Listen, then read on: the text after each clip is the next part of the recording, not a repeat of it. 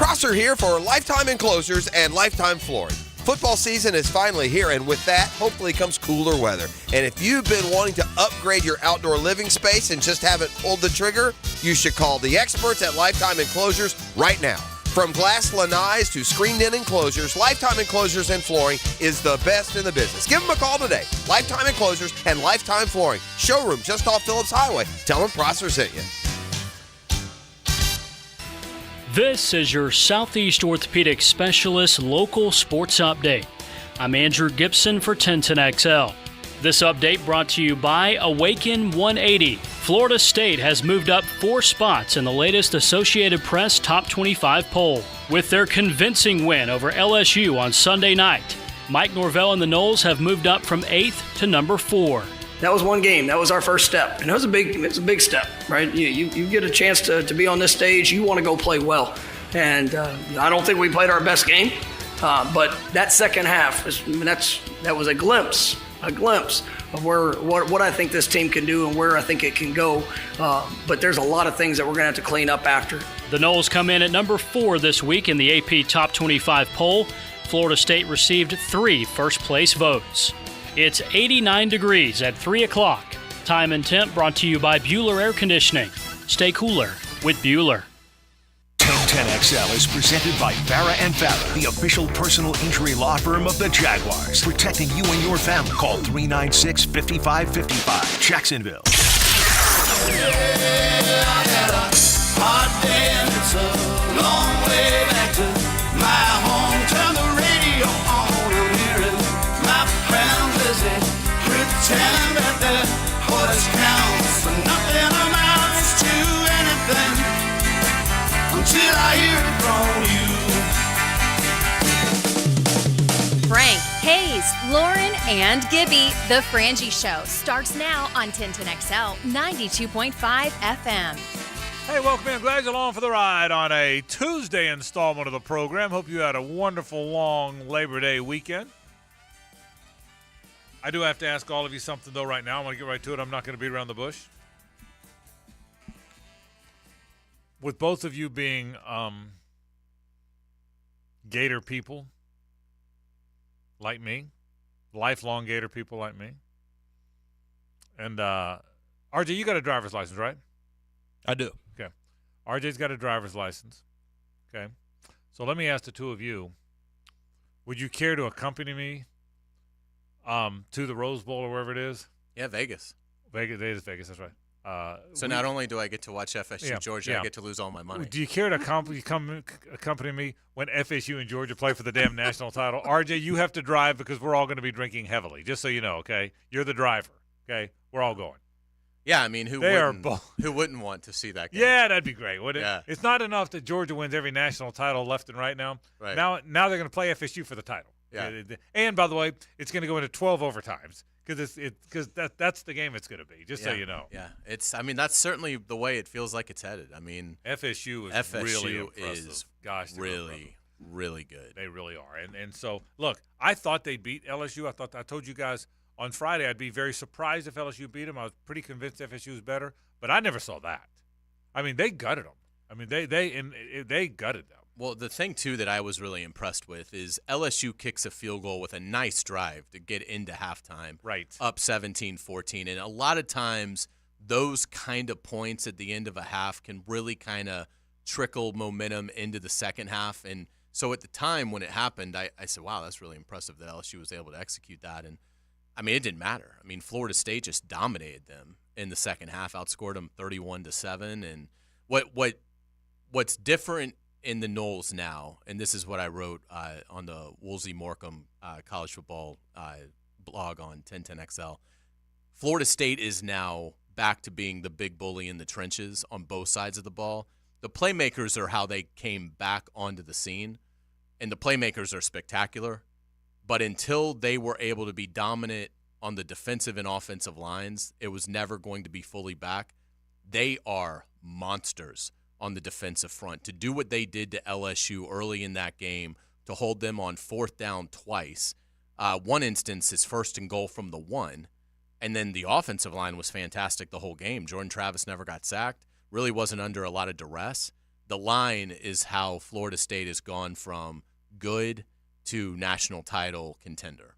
I love week one overreactions, especially. FSU will obviously now not lose in a game, and Clemson will now never again win another game under Dabo Swinney. But as far as the LSU FSU, I thought Brian Kelly was the better game day coach. It didn't seem like it Sunday night. Yeah, no, I don't think he's a better coach than Mike Norvell. He's a good coach, but I think Mike Norvell's a really good coach and made better halftime adjustments.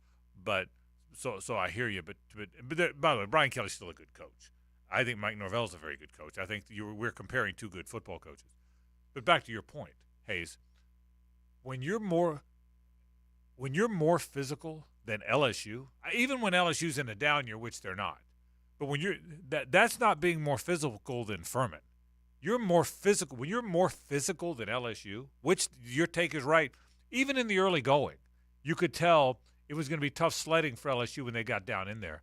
The FSU is a really good team. And you're right, Lauren. We overreact to everything. We're all guilty of it. But they have a really good. But I had felt that way before the game. I felt before the game. I picked them I picked them in the playoff before the season started. I think they're one of the. And I'll stand by my four: Georgia, FSU, Michigan, and USC. So, but they had a really good team. But there's so much to unpack from the weekend. So much about FSU, who I thought was the best team of the weekend. I know it's the national story, and we're going to talk mostly local stories. But that damn Colorado team, I had no idea Deion's kid was that good a player. Did you? No. I had no idea. Did you think he realized he was that good? No. I figured he's playing. He's going to be a good athlete. He's Deion's son, and he's going to be well coached because he's Deion's son. He's as good as any of them. I mean, he was really. I had no idea, and so boy, oh boy. So part of the conversation for today, we got a lot of things to get to today. The Jags have named captains. The Jags play this week. A lot of thoughts on that. The Noles were dominant. Some thoughts on the Gators as all the stuff is poured in on them over the weekend. Georgia, there's so much to get to. Peter King says the Jags are going to – Prisco got to him, which I like. He said the Jags are going to have home field throughout, and they might. But I will tell you one storyline that will develop and will continue to develop as the days, weeks, months go on. Is that the new blueprint? I mean – is the new blueprint. FSU has 15 of their 22 starters are transfers. 15 of the 22. Colorado has 50 or 60 on their team. And they were the two of the most impressive teams this weekend. That can't be overstated. And so if you can get it all working, they're older. So they understand college football. Their bodies have developed. There's a big difference between an 18-year-old and a 22-year-old's body. Their bodies have developed. They know how to be coached. They know how to live on their own because they've moved around a little bit, so they're not going to have dorm shock, which people laugh about, but it happens. Dorm shock happens when all of a sudden mom and dad have been picking up after you for all these years, and now you're in your dorm. Dorm shock is real. I'm not here to say from now on everybody should have all transfers. I am here to say it's now worth the conversation. Don't you think? I think absolutely. I think your blueprint has to include room for at least 10 portal additions every year, no matter what your recruiting success is. Particularly what's really, I think, emphasized it as well is the COVID year that a lot of these players have gotten. I mean, some of these guys playing college football are 24. So, I mean, if you're building your roster with true freshmen, even if they're talented, I mean, some of these guys might be at a 5-year disadvantage on some of the guys that they're going up against. We've just never seen that in college football because now you do still have players playing that are 6 years into college that redshirted, got the free COVID year, and are on their 4th year of playing eligibility. So it's a massive advantage, and I do think that Clemson is the exhibit of this. A program that certainly was elite when the portal really became prevalent. They haven't used it, and I think Dabo Swinney's being fairly criticized for it. Because you then watch them play Duke last night and really get dominated. They really wouldn't have scored unless Duke doesn't muff a punt. Correct. At like they're 12. And, you look at from an athleticism standpoint, there was no difference between the two. I mean, I don't know that Duke's 21 points better than Clemson, but I think if it was a 7-game series, that's not the only one Duke's getting. Yeah. I mean, I agree with you. Some people are going to say, well, Clemson fumbled in the red zone a few times. Well, so did Duke, by the way. Duke fumbled a punt, like to your point. So So I agree with you. There was not an appreciable difference in those two teams. Yeah, and Clemson, Dabo Swinney obviously had the kind of program that could have attracted elite portal players. So by not electing to do that at risk of ruining his team camaraderie, Right. I think he's made a miscalculation. And so, yeah, I don't care if you're Kirby Smart or North Dakota State or Southern Miss or East Carolina or whoever. If you're not planning on trying to add the best 10 portal additions you can, I think you're making a mistake. In some cases, obviously, it's going to be a lot more depending on where you are. But I think even established programs should be earmarking at least 10 spots to go cherry pick veteran quality players out of the transfer portal. And I got to tell you, for whatever reason, because it was the only game on, the games ran together. There were so many of them, they all kind of ran together for me. But for whatever reason, the Oregon State game was the only one on when it was on. What was it, a day game, night game, Friday night maybe? Whenever, it was the only game on. Was it Friday night maybe? Or Sunday afternoon? Anyway, whenever it was on, it was the only game on. Is DJ Uyunglele better than Cade Klubnik? I mean, I watched them both. Now, it's one game. It was Sunday day. Okay, but it was because it was leading into whatever. FSU LSU. That's but it was the only game on when it was on. So I got back from playing golf, I guess, then I was watching it. But I mean, he got run off. Mm-hmm. They ran him off to play Cade Klubnik. Boy, what a week in college football. Let's take a break. A lot of things to get to. The Jags have named 5 captains. Ooh, it's Jaguar week. I'm excited. I'm as excited as I've been about a Jaguar first week as I've ever been, either during my 10 years calling games or the 19 years before I called games. This is a very exciting time for Jaguar football on so many fronts. That'll be our topic throughout the course of the week. We'll talk about that. I want to make a comment about Mike Norvell in the Florida State stuff. We'll get to that coming up. Georgia looked good. I'll tell you the challenge. I'll get to this later. But the biggest challenge for Florida State and Georgia, but for Georgia, is don't be asleep at the wheel. Georgia won't play a team, in my opinion, Georgia won't play a team that has a roster close to theirs until November 18th when they go to Tennessee. And I'm not sure Tennessee's got as good a roster, but I don't think Georgia will play a team until the next to the last week of the year when they play a team. So that's the only challenge for the Bulldogs is don't be asleep at the wheel. So we'll get to that coming up later on. We'll talk about all the weekend in college football. The NFL right around the corner. There's a game in 2 days. Can you believe it? 2 days from now? Yeah, Travis Kelce now all of a sudden. Might not play. No Chris Jones and no Travis Kelce. That'd be great if Detroit knocked off Kansas City right out of the Wouldn't gate in terms of getting that number 1 seed. Got to make That'd you wonder. help if Kansas City opened 0-1. We'll talk some Jaguars, some Knowles, a whole lot more a little bit later on the Gators. Sean Kelly joins us. The voice of the Gators will be here at 4:15. Adam Rittenberg will be our National College Football Report, brought to you by the law firm of Woolsey Morecambe. All that coming up a little bit later on. We've got a lot to do on this Tuesday. Always brought to you by my friends at the Nimnick family of dealerships. If you're a Tuesday show around here, Billy Nimnick, Lee Nimnick, all my friends from Nimnick, they do such a good job. It's where I get my cars. Jared, our executive director from Walkoff, is about to get a new car from Nimnick. Everybody deals with Nimnick around here. This is 1010XL on 92.5 FM. The Frangie Show, live from the Hastings Injury Law Firm Studios on 1010XL. Hit back with Hastings. One play can be the difference. He's racing down the sideline for the touchdown. Performance Painting presents the high-performance play of the game. That's how you finish right there. On 1010XL. Performance Painting. Prepare, protect, preserve. Did you know the new 2023 Honda Accord Hybrid has an onboard system that charges the battery so you never have to plug it in? When you think Honda, you think quality, value, safety. Now think hybrid. Visit your local Honda dealer and experience the car of tomorrow today. To get this thing unwrapped here. Duval! Praz, what in the world are you doing working on your Duval? That's right, man. I really identify with Duval. You live in St. Johns County, knucklehead. I mean the Duval sub, the Daily Dash Duval. Turkey, ham, melted cheddar, and habanero jack cheeses. Lettuce, tomato, crispy and fresh, like me. I'm sure there's a Daily Dash sub that sums you up. The boss. Because, of course. Oven roasted beef, Munster cheese, roasted mushrooms, caramelized onions. It's the boss of all subs. Only available for me. That's just not true. What do you mean? I walked in the other day, screamed, "You know it!" and said, "A boss for a boss." Well, no matter who you are, there is a Daily's Dash sandwich or sub for you. Go find yours. They may even make you a boss. I'm sure they will, because it is Daily's Dash. Where more is better. And you got that right. Thankfully, we were spared the worst of Idalia. But if your screened enclosures have damage with rips or holes in your screen panels, First Coast Home Pros screen repair experts can help. FirstCoastHomePros.com. FirstCoastHomePros.com. Hey Jacksonville, I'm sure by now you've seen our bright green GFL trucks and containers throughout the greater Jacksonville area. We are an industry leader in solid waste and would love the opportunity to earn your business. We are committed to customer service, reliability, and have unwavering focus on safety. Whether commercial or construction, let us haul your waste away. Call 904-760-5880 to get a quote today. GFL, green for life.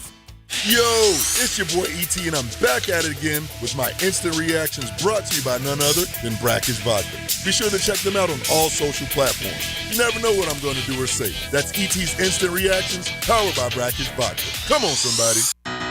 This is head coach Matthew Driscoll from the UNF men's basketball team. When our players suffer an orthopedic injury, Southeast Orthopedic Specialists gets our players back on the court pain-free. We appreciate the endorsements from our high school and college coaches. This is Dr. Kevin Murphy. The next time you need orthopedic care, you can rely on our team at Southeast Orthopedic Specialists. Relieve pain and get back to life. SOS. Southeast Orthopedic Specialists. Are you drowning in credit card debt? Want to get cash out of your home's equity? Loan Pronto can now do it in less than a week. Hey, it's Prosser here, and that's right. Loan Pronto's Equity Express line of credit just got even faster. You can get $50,000, $100,000, or even $200,000 in as little as 5 days. And you don't even have to touch your primary mortgage, so you can keep that 3% rate intact. Just get the money you need and pay off all those credit cards, or get that home improvement project started. With this revolutionary program, you can access up to 90% of your home's value, and in most cases, there's no appraisal. Stop paying insane interest rates to the credit card companies and get tens or even hundreds of thousands in cash in as little as 5 days. Call Loan Pronto now for the even faster Equity Express line. 904-999-1508. LoanPronto.com or 904-999-1508. That's 904-999-1508. Equal housing lender, NMLS 1661781, subject to lender approval. Of course, Roland Reach Plumbing has awards from Folio Weekly and the Bold City's Best. Now, Roland Reach is also confirmed as the Google Guaranteed Plumbing Service. Because when you do plumbing right, the word gets around. That's Roland Reach Plumbing. If you need an insurance agent, I'll recommend the best guy in town, State Farm agent Craig Dewhurst. Call him at 940-9740. Really good guy, really good agent. Life insurance, homeowners, automotive, you name it, he'll handle it for you. Tell him what you need. He'll assess your whole situation. What kind of coverage do you need? How much coverage? What should your deductible be? What do you make and how does it fit your cost and your rates? You will love dealing with Craig. What a nice guy he is and how he'll help you get the right answers. The best in the business. Craig Dewhurst from State Farm, 940-9740. Hey, sports fans, this is Hayes Carline from MyBookie. Look, as a bettor, you demand perfection, and MyBookie delivers. NFL, college football, and a brand new cash-out system. It gives you options to bet and win all season long. If the first two legs of your parlay hit, cash out early and use the funds on another bet, or let it ride for a chance at a bigger payday. Join the MyBookie family for an entire season filled with odds boosts, free bets, and super contests. This is the best time of year to get your bets in and start the football season off with some winners. To get started, go to mybookie.ag now and register for an account free. When you're ready to make your first deposit, just use promo code 1010XL to grab a welcome bonus on the house. That's promo code 1010XL to claim your deposit bonus and for a limited time, a free chip to use in the MyBookie casino. You can bet anything, anytime, anywhere, only with MyBookie. 1010XL is presented by Farah and Farah, the official personal injury law firm of the Jaguars, protecting you and your family. Call 396-5555, Jacksonville.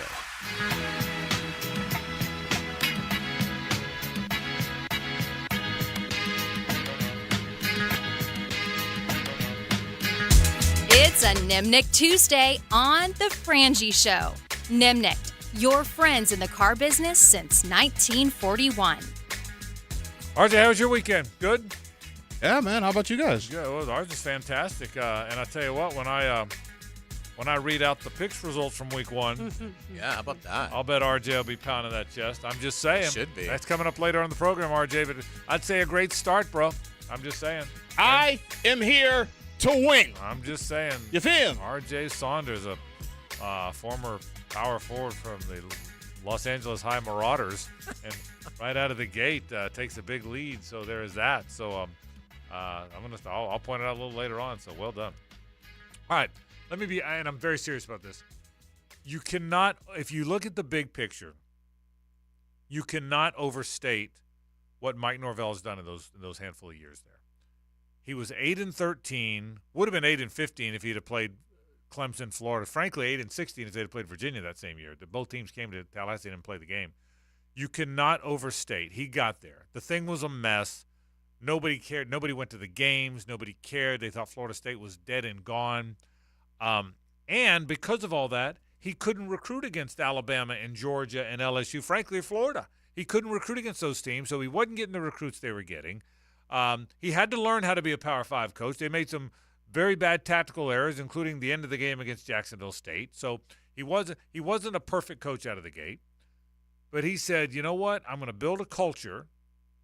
I'm going to somehow build, and I don't know whether it's NIL or whatever it is, but I'm going to do enough to where I'm going to be able to get Jordan Travis and Jared Verse and Johnny Wilson to stay. I don't know what other coach could have gotten all those guys to stay. And I'm going to mine the portal in such a way that if I can't finish in the top 5 in recruiting, by God, I'll get as many good players as anybody. They'll just start at other teams.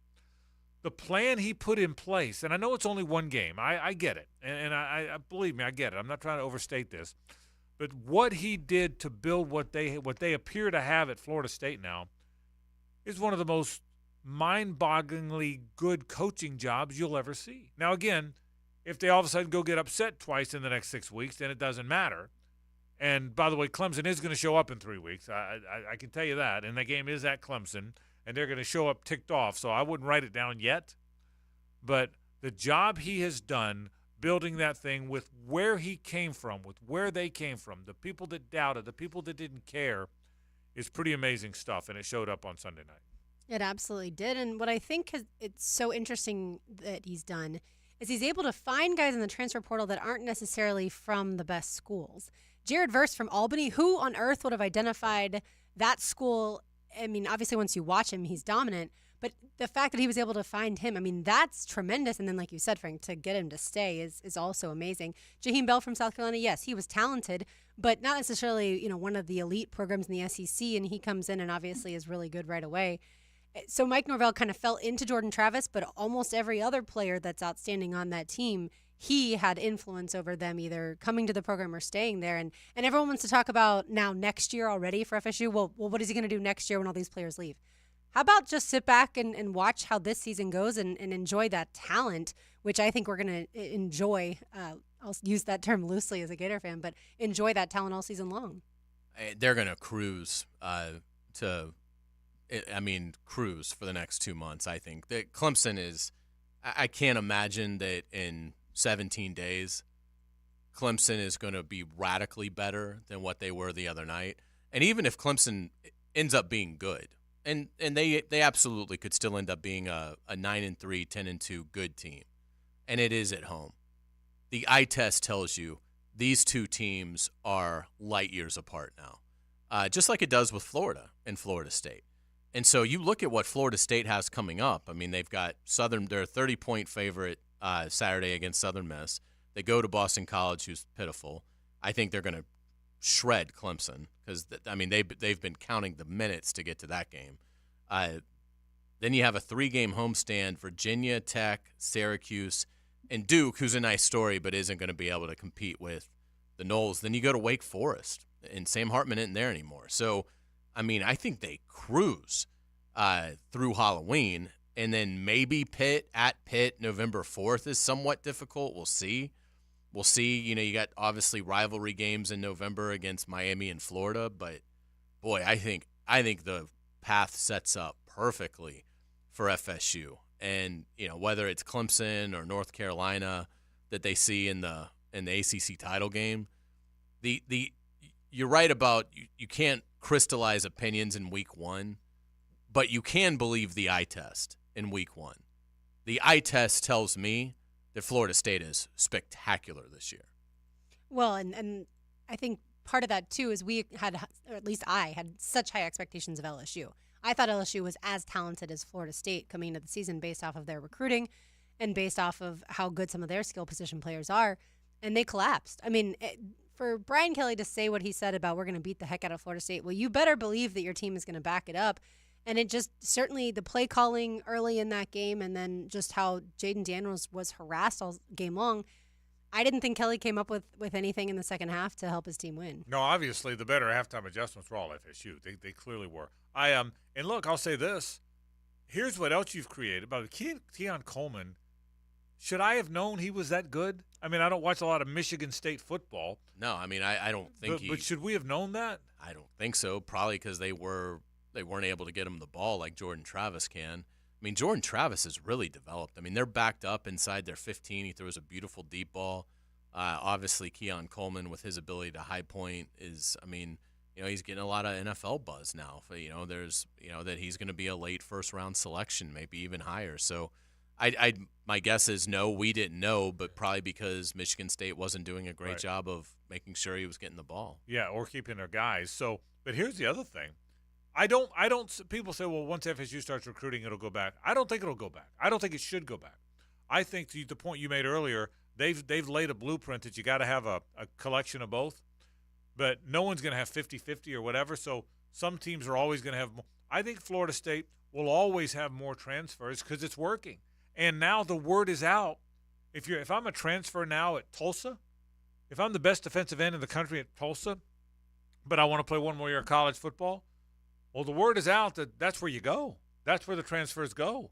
And once the word is out, and they've obviously done a good job of it, so no, I will tell you, it was a good coaching job, and I'm telling you, they have a good team. So. Well, wait until these players start signing NFL contracts. That's right. That's and the next Florida part. State's going to be able to recruit to your point. Look at the money Jared Verse is going to make on a rookie deal. Look at the money Keon Coleman is going to make. Jaheim Bell. I mean, a lot of these players are going to be drafted that are transfers. I mean, they probably are going to have 7, I would say, minimum that are transfers that are going to be pretty high picks. So, I mean, that's going to be sent to every player that even might think about getting into the portal, because I have to think they're going to lead the country in NFL money through players that came through as transfers. So, yeah, I mean, they're going to get, I would think, whoever they want. I would think Travis will be Johnny Wilson, Verse will also be leading the charge and trying to tell people why it works. So congratulations to FSU, great start for them. I watched a little bit of Georgia, not much. I thought Carson Beck was fine.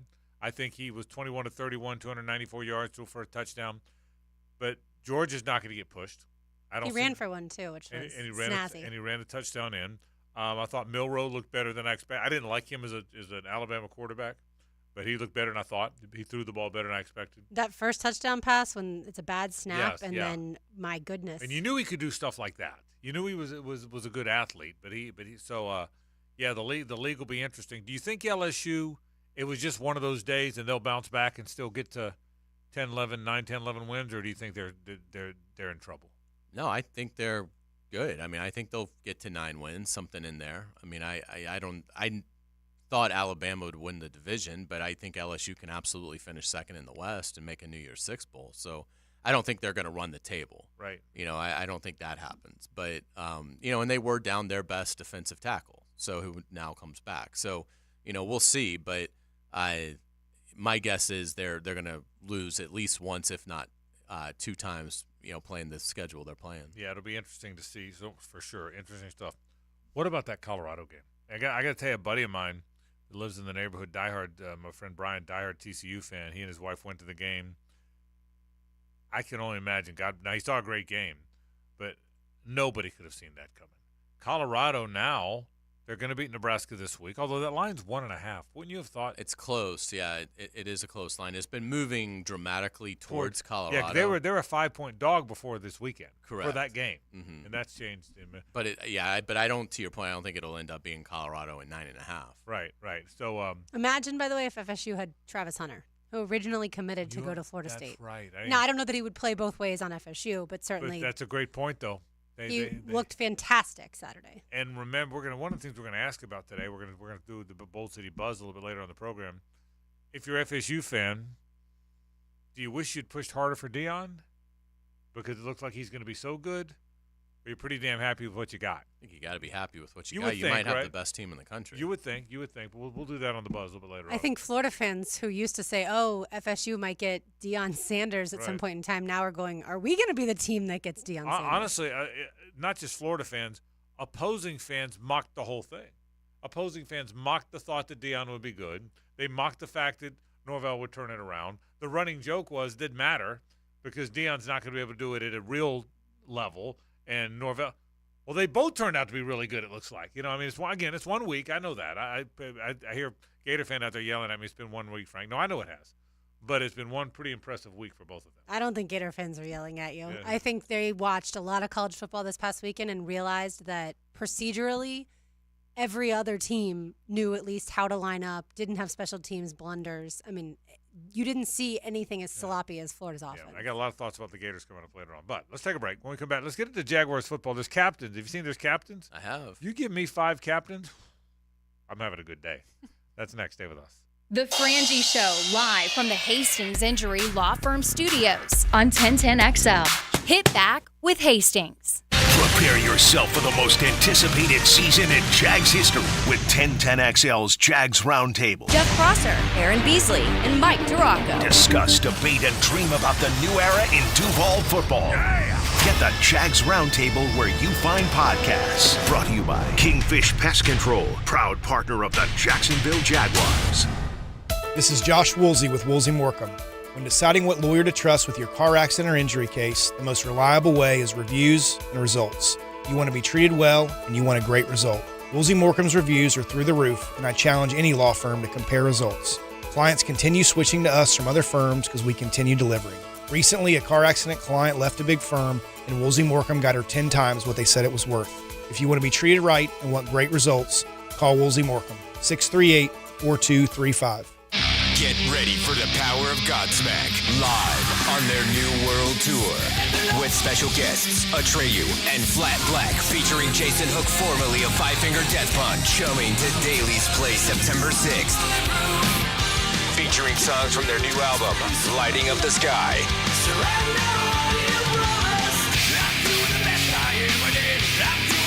Until now at Ticketmaster.com. Godsmack Live. You don't have to be a football star to get a signing bonus. The team at Republic Services needs your skills, and they're paying up to $5,000 for you to join the roster. You'll be joining a winner. As an essential business, the Republic Services trucks have not stopped rolling with hourly and weekly pay and better benefits and vacation packages than the rest of the league. Driver trainees, $1,000 sign-on bonus. CDL drivers, $3,000. Diesel mechanics, $5,000 bonus. Join the winning team at Republic Services today. Visit republicservices.com. Equal opportunity employer.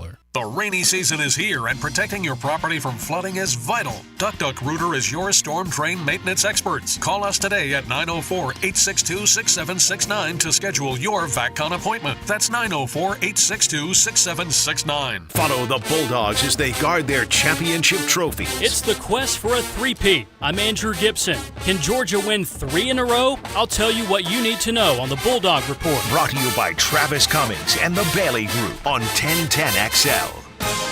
Frank Frangie here. These days, it's hard to know which companies to trust. But when it comes to banking, I trust South State Bank. South State truly values its customers, and they work hard to create meaningful, lasting relationships.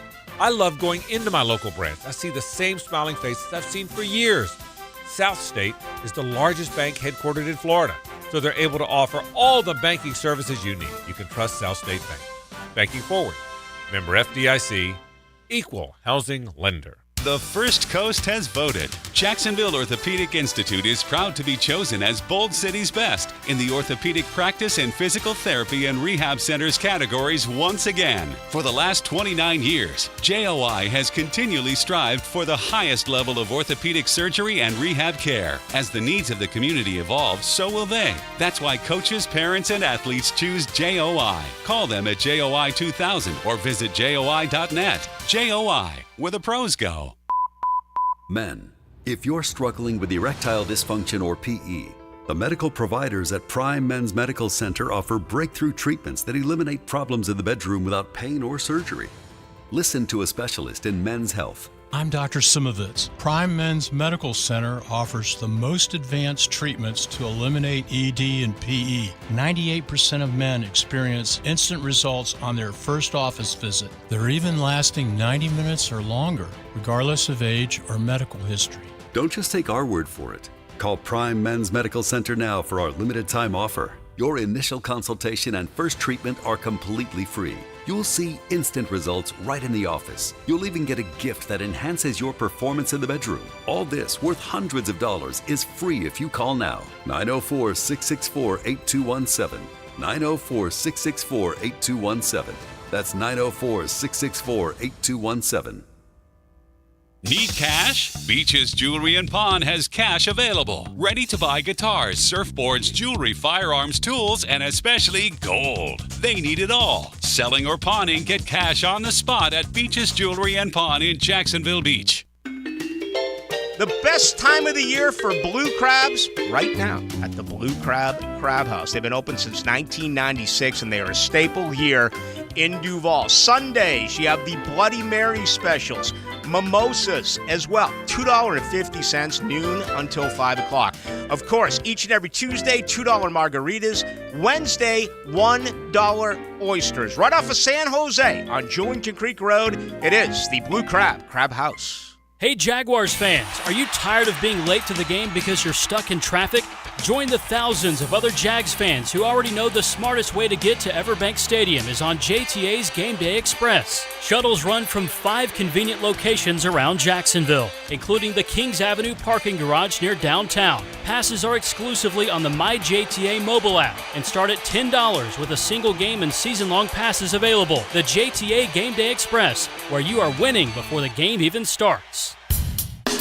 When you head out for a night with friends or going to the big game, don't forget the best game plan to win the night is to designate a driver and guarantee a safe ride home. Hydrating between buds is the best play you can make. Bud Light, reminding all to drink wiser. This is Dr. Steve Crenshaw, Assistant Team Physician for your Jacksonville Jaguars.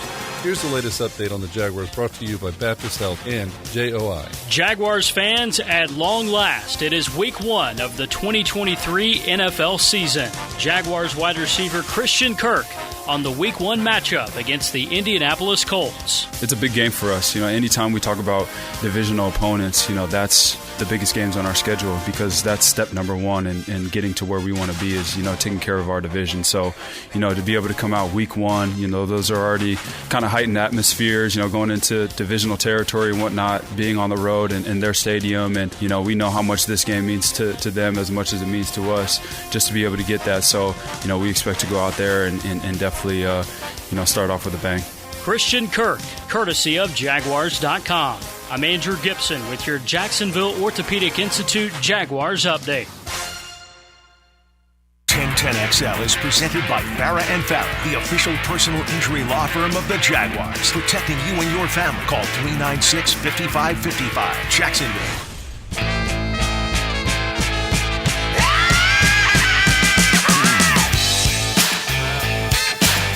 It's a Nimnick Tuesday on The Frangie Show. Nimnick, your friends in the car business since 1941. It is a Nimnick Tuesday here on The Frangie Show. Frank Frangie, his Carline, RJ Saunders. I am Lauren Brooks. Our Jaguars captains were announced earlier today. No surprise that 1-6 Trevor Lawrence is a captain. You've also got on the defensive side of the ball Foye Oluokun, Roy Robertson Harris, also offensively Brandon Sheriff, the right guard. And rounding out special teams, Andrew Wingard. Frank, that means Josh Allen was a captain last year. He is not a captain this year as voted on by the players. Yeah, you can't name everybody. Captain. If you have too many captains, it doesn't matter. I would say this is a group that really connects. I would say all 5 of these guys. In fact, I know for a fact all 5 of these guys really connect with their teammates. I think they got it about right, and that doesn't mean Josh or anybody else wouldn't be good. But I think these 5 are guys that connect. So they got it right. So let me ask you both, what to expect? Do you expect 45-10? No. Do you expect 23-21 holding on at the end? No. Do you expect it's interesting, isn't it, that I'm as confident as I've been in a Jaguars opener ever? Can I say ever? Probably. Yeah, I'm probably as confident as I've been in a Jaguars opener ever. They opened at the Giants in 18. That was Saquon's rookie year, and you felt like they'd go up there and win. But that was similar. Very close. Yeah, but I would say ever. Yet there's always the fear.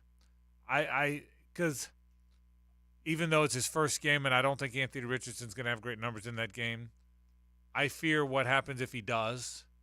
We've seen good Anthony, and when good Anthony can lift a team.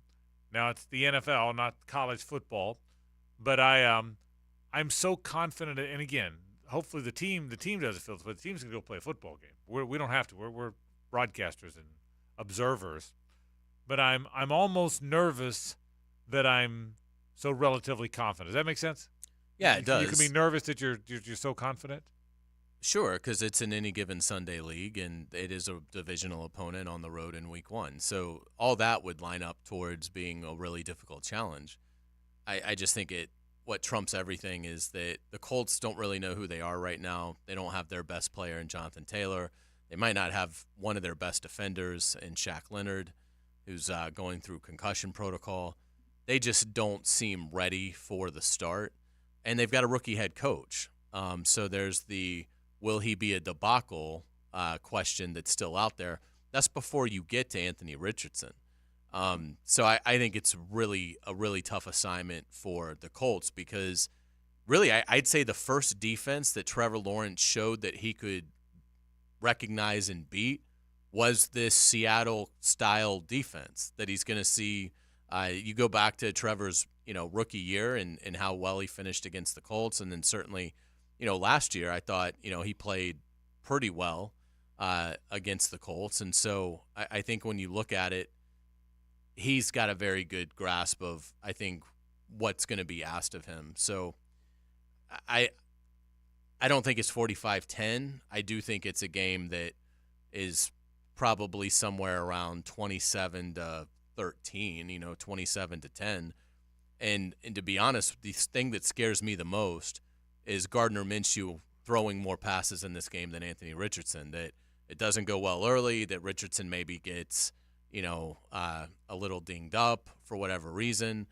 Here comes Gardner Minshew, and he ends up throwing, 20 passes to Richardson's 14, and that could be a problem for where the Jaguars are defensively. I can tell you this. I to your point, and by the way, I don't think there's any way Gardner plays unless, to your point, Anthony gets hurt. There's no way they're gonna pull him. He's not getting a hook. But yeah, I have no interest in playing Gardner Minshew in this game. I mean, I have no interest in. I like Gardner. I respect Gardner. I think Gardner's a cool guy, and I think he's going to have a great career in football his whole life, coaching, doing whatever, broadcasting, coaching. He's built for all of that.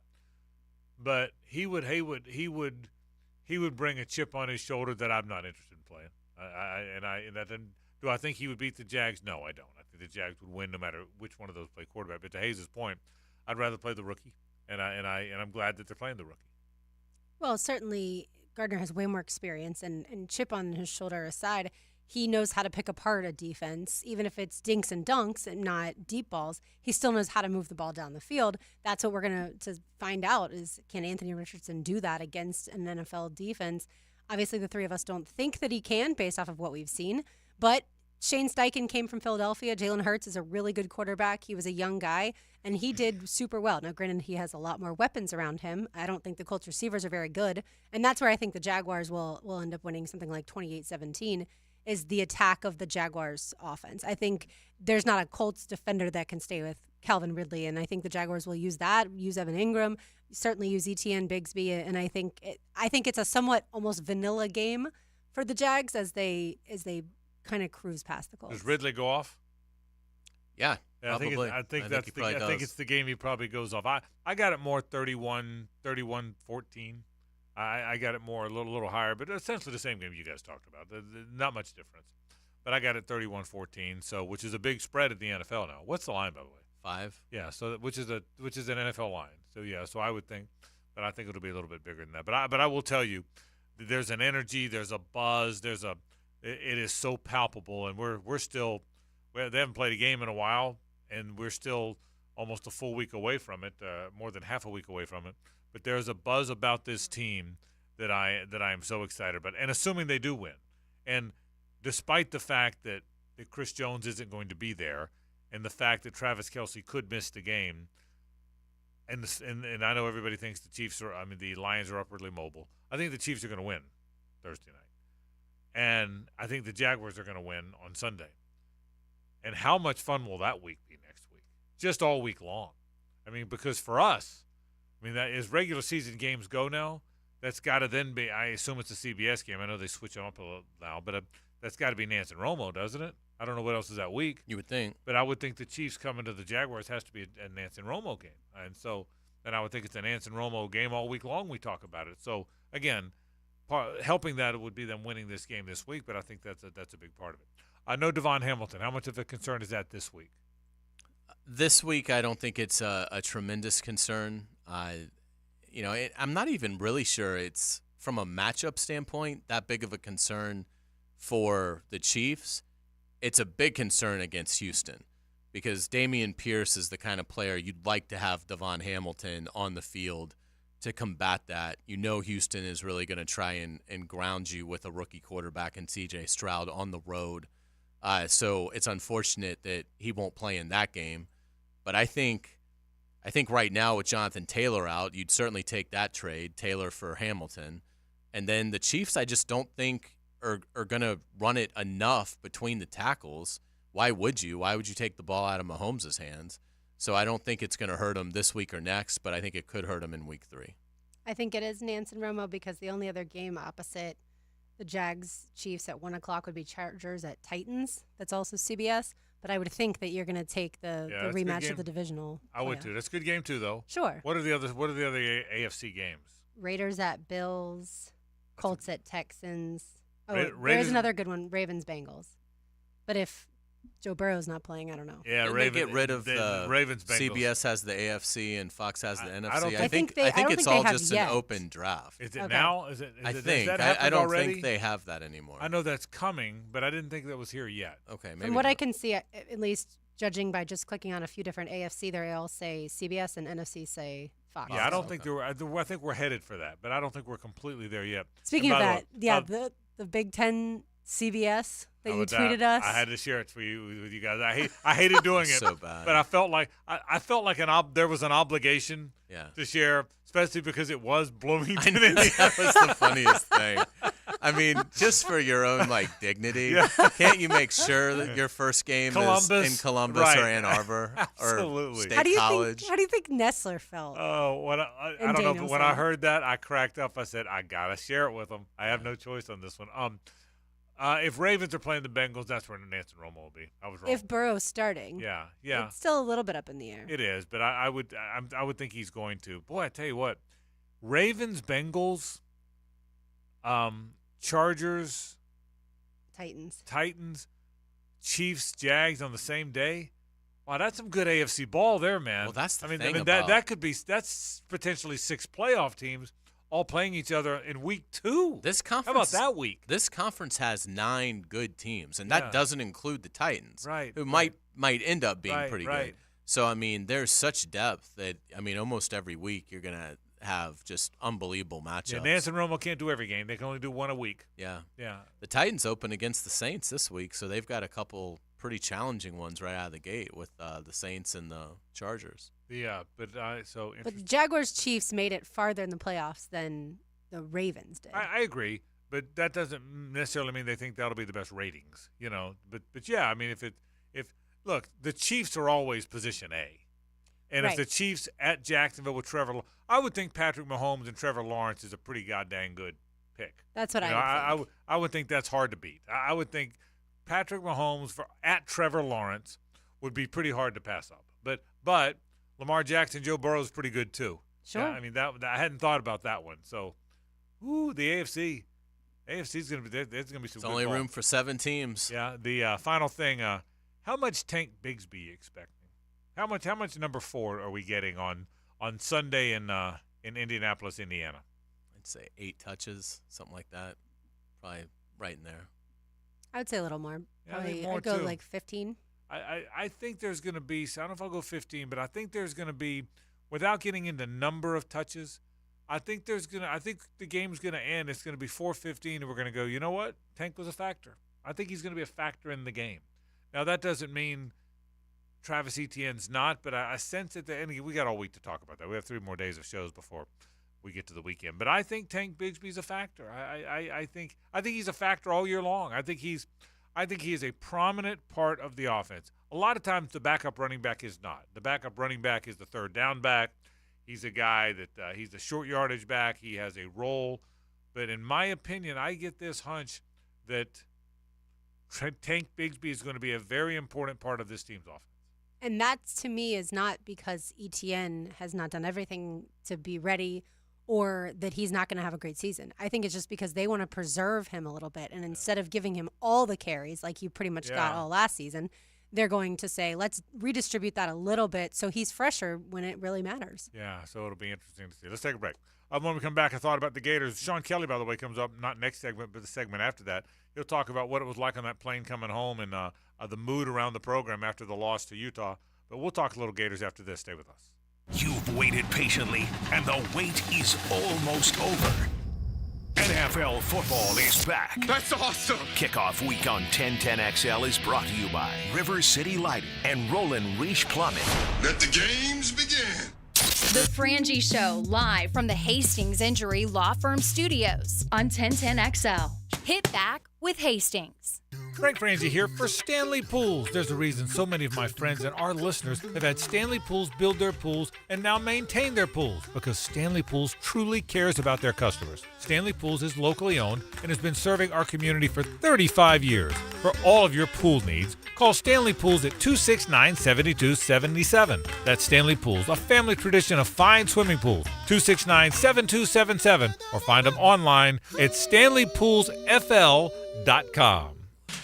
Lauren Brooks here for Hodges Mazda. Why buy from Hodges Mazda at the Avenues? Because they strive to ensure a satisfying and comfortable car buying experience. That's why the sales staff doesn't work on commission, allowing Hodges Mazda to put your best interests first. Whether you're looking for a brand new Mazda or a pre-owned vehicle, Hodges Mazda has a large selection to help you choose from.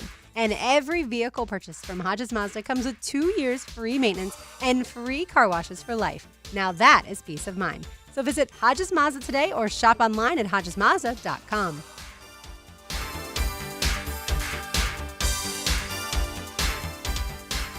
Jacksonville is a great place to live. And if you love where you live, you should invest in it. That's why more and more people bank with One-to-One Financial, Jacksonville's hometown credit union. We invest every penny back into North Florida, backing the very best small businesses, nonprofits, and of course the family home. Why put your money with some big out-of-state bank when you can invest in where you love to live? One-to-One Financial, we're your hometown credit union. Sign up today at one-to-one-fcu.org. Federally insured by NCUA. Active and pain-free. That's the ticket. Dr. George Barry here, and I know that's the goal of every patient I see. They want the best possible care so they can go back to enjoying life. That could be pick-up basketball, golf, tennis, running, or just working out. It all requires you to be as healthy as you can be. If joint pain is taking its toll on your active lifestyle, come see me at Barry Orthopedics. We have locations all over Jacksonville and can diagnose and treat even the most severe joint pain. A homegrown Jacksonville practice. Find out more at BarryOrthopedics.com. Your AC's broke, it ain't no joke. Call Florida Home AC. Florida Home AC. Florida Home AC. Florida Home AC. FloridaHomeAC.com. Hey everybody, Mike Dempsey here. So you've heard me make a couple of mentions of possibly starting the Awaken 180 weight loss program. Well, I did it. I spoke with an Awaken 180 coach, and after one conversation, I was in. Not because I was sold, it was because Awaken 180 made sense to me. I'm eating to lose weight. No limiting calories, no taking medications, and no exercise necessary. The results? I've been with Awaken 180 at-home program for 1 week, and I've already lost 9.6 pounds. That's right, 9.6 pounds in a single week. Will I lose that every week? No. But I'll be losing between 4 and 5 pounds every week with Awaken 180. And the kicker, this time the weight is going to stay off because Awaken 180 offers free support for life. How often do you hear free for life anywhere? If you have weight to lose, do what I'm doing and contact the solution for weight loss, Awaken 180 Weight Loss. 844-346-1800. That's 844-346-1800. Or go online to awaken180weightloss.com. Home of the Jaguars. WJXL AM Jacksonville Beach. WJXL FM Jacksonville Beach. Visionaries, builders, and doers. Are you ready to change the world? Miller Electric is your opportunity to shape the future. Miller Electric is leading the charge in electric vehicle technology with our state-of-the-art EV Innovation Design Center. We're working to create a sustainable future. We're also the proud partners of the Jacksonville Jaguars, powering their performance at the Brand Electric Center. Miller Electric, we provide competitive pay, unbeatable benefits. Apply today. MillerCareers.com. Miller Electric, an equal opportunity employer. Let's fire up the flavor and ignite those appetites. Let's slow down and smell the barbecue. Because all your favorites are smoked for hours and ready for eating when you are. From our famous ribs to slow smoked pork. Enjoy some perfection by the plateful, safely in our dining room or in the comfort of your home. With curbside pickup, drive-through, and delivery. Sonny's Barbecue. Local pitmasters since '68.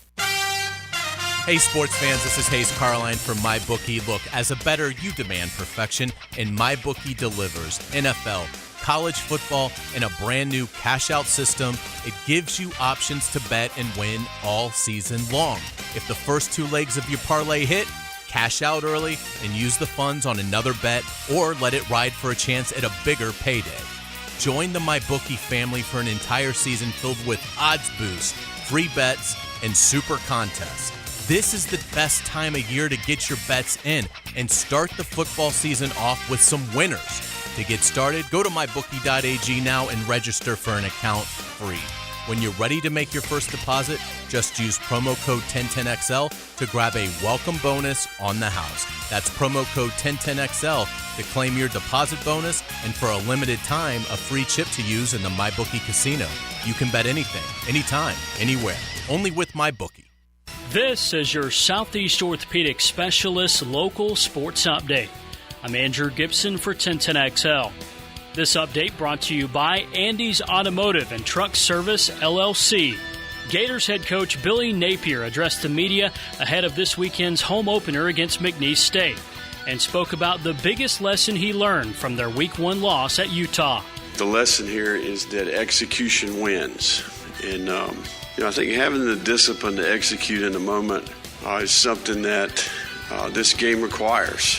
There's no question that we can help our players by coaching better, and certainly we can play better at times. I think the key to the drill here is that we don't waste this experience. Florida looks to bounce back against McNeese State Saturday night in the Swamp at 7:30. It's 89 degrees at 4 o'clock. Time and temp brought to you by Bueller Air Conditioning. Stay cooler with Bueller.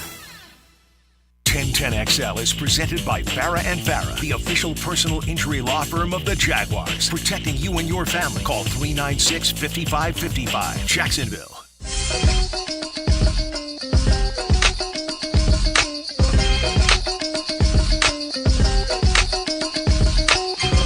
It's a Nimnick Tuesday on The Frangie Show. Nimnick, your friends in the car business since 1941. All right, Sean Kelly joined us in about 15-20 minutes to talk about the ride back in the Florida-Utah game. Sean was scheduled to be with us last week but wasn't able to do so, so we'll have him today. That's sort of a makeup. Adam Rittenberg is the National College Football Report brought to you by Woolsey Morecambe. That comes up in the 5 o'clock hour. All right, here's what I'll say about Florida. I went back and watched it again. And I will tell you, I didn't feel nearly as bad watching it the second time as I did the first. There were some good things on defense. They lost the game, as we knew, because of the 5 or 6 dumb things they did. The duplicate numbers, the awful penalties, the poorly timed penalties. That's what got them beat. But I will tell you, and I thought Mertz was okay. It wasn't great. He was okay. The play calling was slow and lax tempo. But let me say 2 or 3 things. Hicken and I did the podcast today, talked about a lot of this. First of all, and I cannot be clear enough about this, in my opinion, the worst possible thing that could happen to Florida football is somehow, some way, Billy Napier got run off.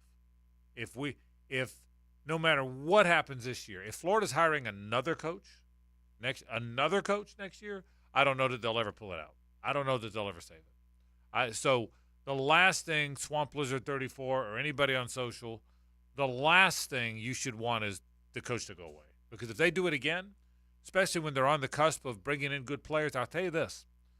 The players we made the comment last year that their best offensive players were Osiris Torrance and Pearsall and the two running backs, guys that he brought in.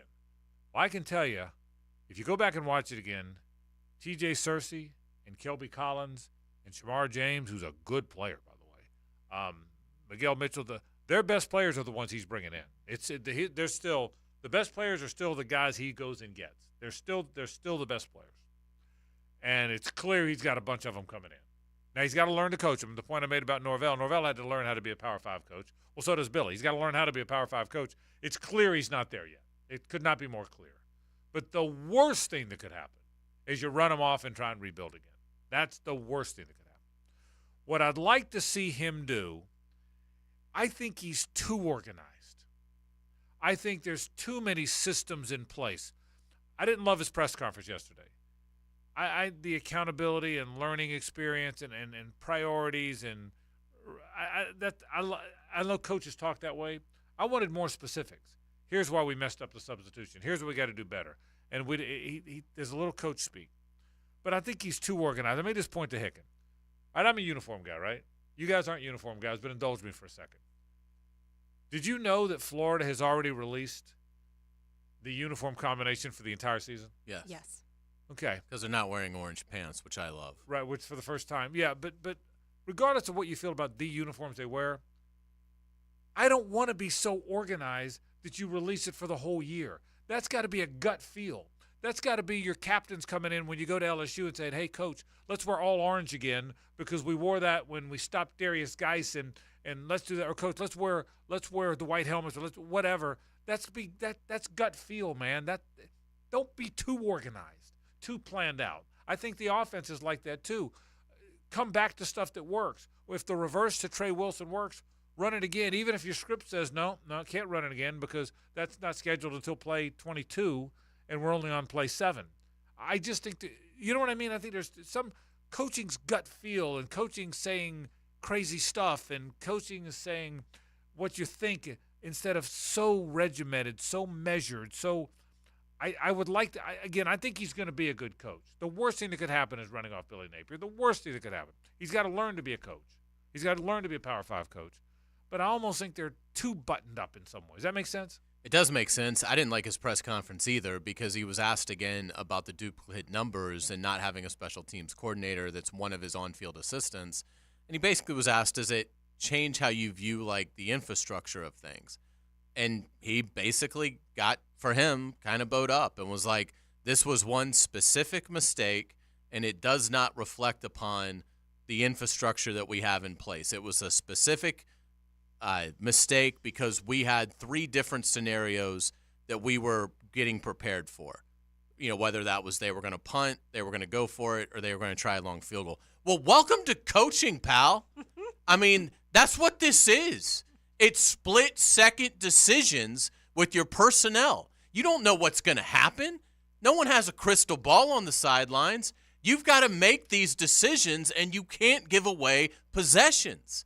I thought it was really disappointing in how he answered it because it wasn't a specific mistake, one specific mistake. They also had 8 men on a kick block. 8 men. That means 3 guys didn't go out there. I mean, give me a break. And so my fear is somewhat like your fear, but I'm sensing that there's a real stubbornness to him. That this is my process. This is my system. I'm not going to radically change from it because I wanted Louisiana with it. But, I mean, how do you not – I don't know how you can watch how they played on special teams and not at least answer that question with some degree of, obviously, we need to – I've got to review how we're doing things this week. That's been a big point of emphasis. You can't give fans this excuse of, well, there were 3 different scenarios we were preparing for, and so it was a singular mistake. That does not fly. And again, in getting back to the offense, I mean, he looks like a head coach that is in need of a coordinator. I go back to the Kentucky game last year when I'm up in the press box watching him with binoculars. It's his second game. I have no idea how this guy manages a game. I'm curious. So I'm watching him a lot during the timeouts. Every step he takes. There's an instance, he is 50 yards down the field trying to figure out how he's going to get the offense going. It's completely disconnected. Look, if you're a genius, you can go have a hot dog in the concourse for all I care while the defense is out there. But if you then produce what we've seen, right, it's not going to work. And he comes across as somebody that is not a twitchy thinker in the game mode. And if you're not a twitchy thinker, you can be a great head coach in terms of the program, but man, you better delegate that stuff that requires specific twitchy decisions. And we've been to a lot of practices, a lot of football practices. And watching Mike Norvell this year, he gets after his players and gets after his assistant coaches if he thinks he needs to. I don't see that from Billy Napier. So there's all the in-game decision-making that you're questioning. And then there is the personality part of it, too. And I'm with you, Frank. Florida absolutely does not need another football coach right now. Worst thing that could happen. Absolutely. Worst thing that could happen. And I think, based off of how good we think Utah is, Florida won't be so terrible that they lose the recruiting class this season. So everything eventually should be okay. But you're absolutely right to question the judgments that he's made, the decisions that he's made. And there are, I think, high school football coaches who were watching that game going, what in the world? The Jimbo Fisher is a pretty good play caller. He won a national championship. He's now hired a play caller because he realized he needed one. Nick Saban and Kirby Smart were pretty damn good defensive coordinators. They both have defensive coordinators on their staffs who call the plays. People say, well, it's really Kirby's defense. It might be, but Kirby's not setting in the play, and nor is Nick. I think where we're headed to a world is where head coaches at the college level, because there's so much going on, have to bring in coordinators. The question now becomes the point you made about stubbornness, and I don't know him well enough to know that because he seems like a good person. He seems well-liked, well-respected. That culture stuff is real, the accountability. He's not full of crap when he says that stuff. I think, some coaches say that, and then in their real lives, they're really not that guy. I think he really is that guy. I think he really is a good guy. I think he really is the person that believes all that stuff. But does he have the gut and the knack? Again, I'll go back to the uniform thing. Why would you have to be so organized that you release your whole uniforms? And I'm not saying uniforms affect when you win the game. I hope you're getting the point I'm making. Is have a gut feel for it rather than everything so planned out, so attentive to detail, because that's when things tend to go wrong. So I hope, and by the way, the final part of that is the offensive coordinator thing is now a thing. Once something becomes a thing, you have to deal with it. And the fact that he doesn't have a coordinator and he's calling his own plays is now a thing. Now, if he says, look, you people don't understand, this has worked at Louisiana, it worked here. Again, I'm still convinced he's going to be good at Florida. He went to Louisiana. They had 3 straight losing seasons. He had a losing season his first year, or 7-7 or something. The next thing you know, he was winning 10 games. I know that's not the SEC. I get it. I know. But I still think he's a good coach. I think there's a reason people wanted him. I don't all of a sudden think Billy Napier's no good and they're in trouble as long as he's the coach. What I do think, though, is to your word about stubborn, I hope that's the part we don't know about him yet. Sometimes people that are so organized and so attentive to detail and have so many systems in place have a hard time stepping away and realizing maybe some of their systems aren't working in any walk of life, not just football. To be able to walk away and say, even though I believe this system, I believe in this process, we might need to change this one a little bit. And that's what we don't know about it. Is he willing to step away and change the system and change the process and realize maybe there's a better way to do it? And we're going to find out. Again, this week, and we'll talk more about this as the week goes on, this needs to be 61-7. They say style points don't matter. I'll debate that. Right now, you've got to regain your fan base. I said last year, one of the most damaging games they had last year was that USF game because they had beaten Utah and everybody was impressed and they were on top of the world. They went from unranked to 11th, and then they probably should have lost to USF. And then he started to lose his constituency a little bit in a win. Tarleton State just hung 500 yards on McNeese. So McNeese obviously is no good. So you can't win this one 27-13. You can't. I mean, if you want your people back, and if you want to keep Swamp Lizard 34 from creating a groundswell on, you have to. You say we can't gain much. Yeah, you can, because if you don't beat McNeese State 58-7, then the chirping's going to continue.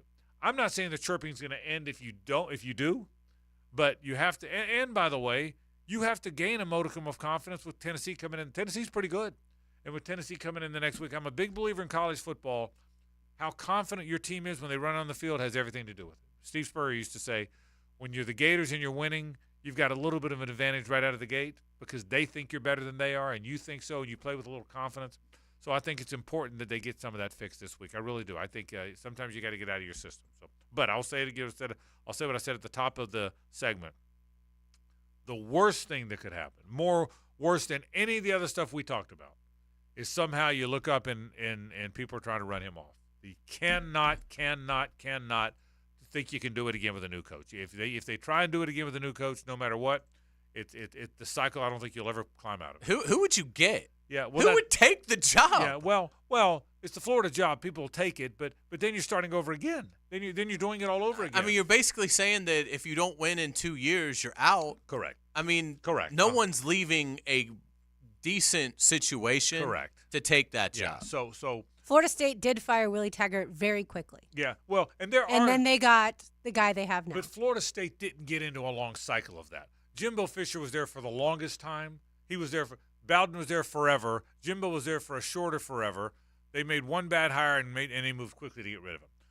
This would be 5 coaches in 10 years. That's right. That's the point. It would be 5 coaches in 10 years. That's what you can't do. They tried different kind of guys. I thought Muschamp was going to be great. I was dead wrong about that.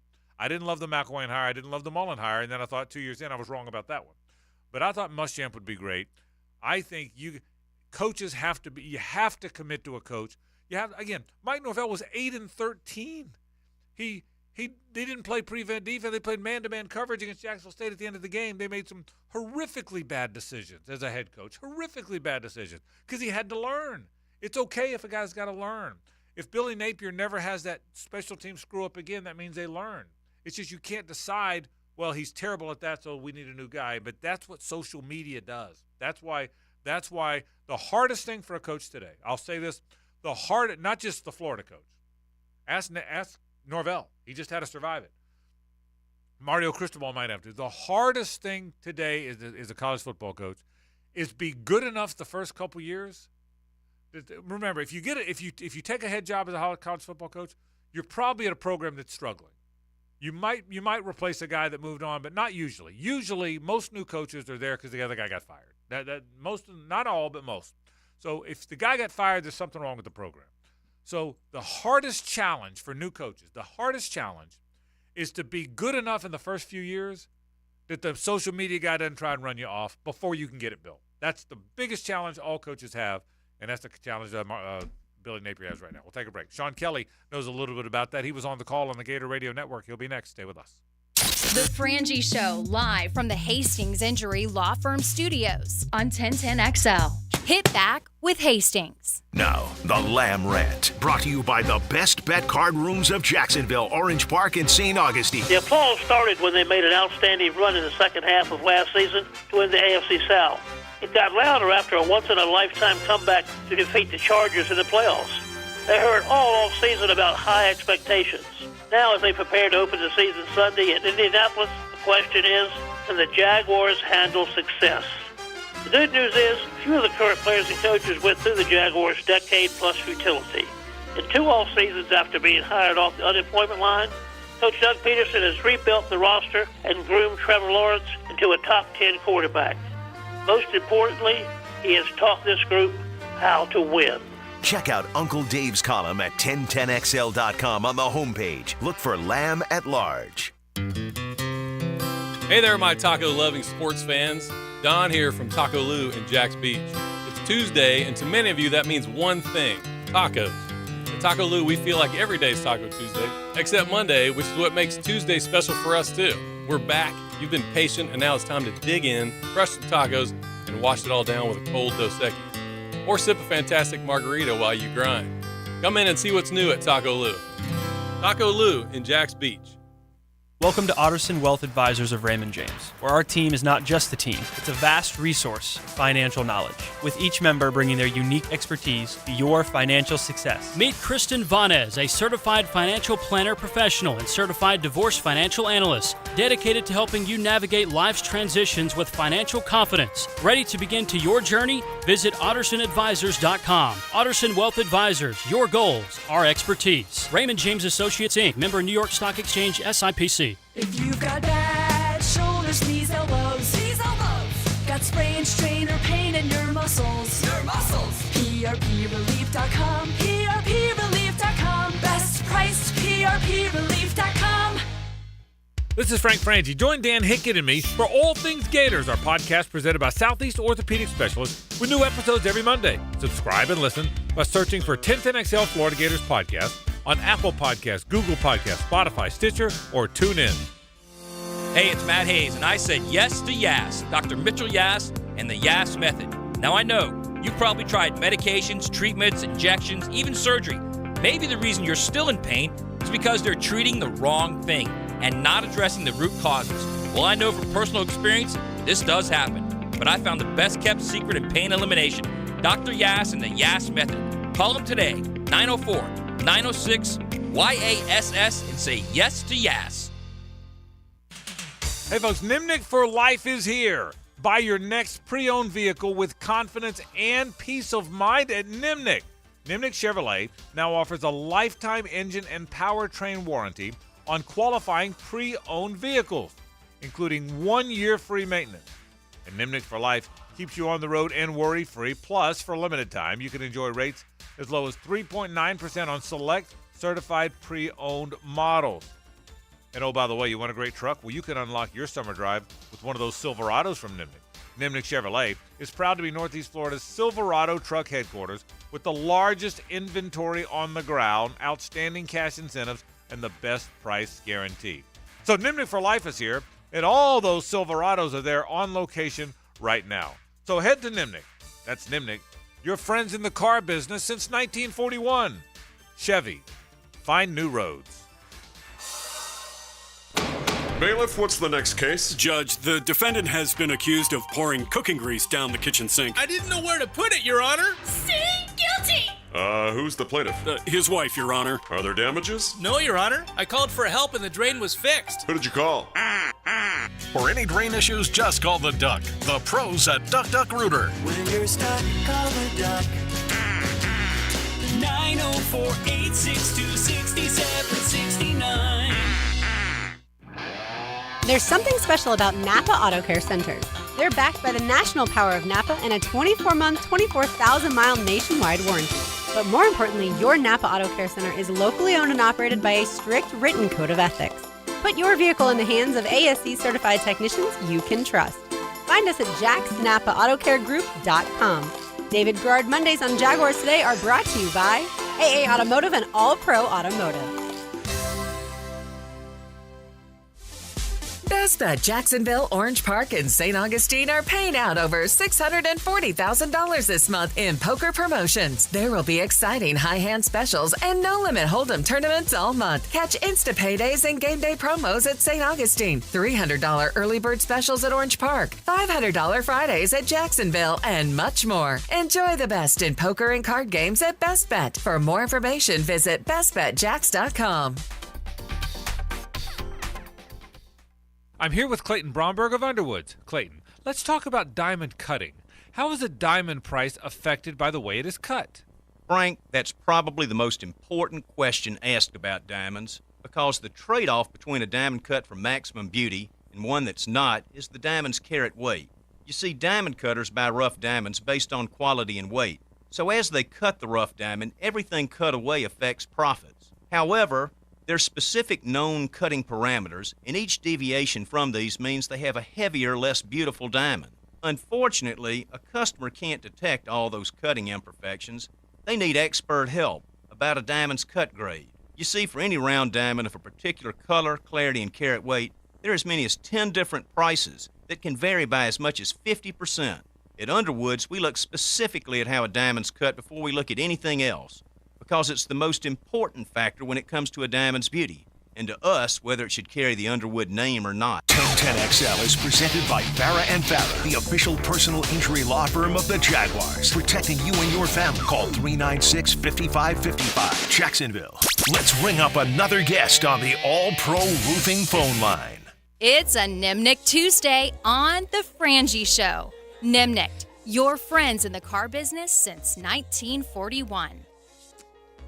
Frank Frangie along with Hayes Carline, Lauren Brooks with you. It was a tough one in Salt Lake City. Sean Kelly was on the call, his normal terrific job. He joins us now on the program on 1010XL. Sean, how are you, man? Thanks for joining us. I'm good. Hope you're all well. Thanks for having me. Yeah, hey, give me the vibe. Obviously, it was a disappointing loss, and we've all been on charters afterwards and locker rooms afterwards. Was it a vibe of surprise because some of the things that went wrong procedurally, shock? What was the vibe coming back, Sean? I think a lot of head scratching early on, and then it was, we got a lot of things to do here as far as self-evaluation goes, and I think it was healthy to see the mindset, obviously coming out of the game, and then, the odd thing was that the Gators traveled the day after. There was no sense of traveling overnight that distance, so most of the time, as you play the game and we're heading for the airport. Right. This was a go sleep on it. And then, by the way, nobody's feeling any better about things the next day when you get on the plane. And then it's hand out the game film and have a look yourself at what transpired last night. So in some ways, it's interesting because you'd say, let's get right back to work right away and get on a normal schedule. But because it was a Thursday, boy, that thought or those thoughts linger with you kind of all weekend. Maybe it helps cleanse a little bit, but I think that they're going to need Saturday night against McNeese to really get this taste out of their mouths, and it won't get any better until that happens. Yeah, no doubt about it. Sean, what were some things that you saw defensively from the Gators that give you some hope? Yeah, no, I mean, look, the first play was jarring to say the least. They wind up and hit you for 70 yards, and it's 6-0. Before you can even get your chin strap buckled, but.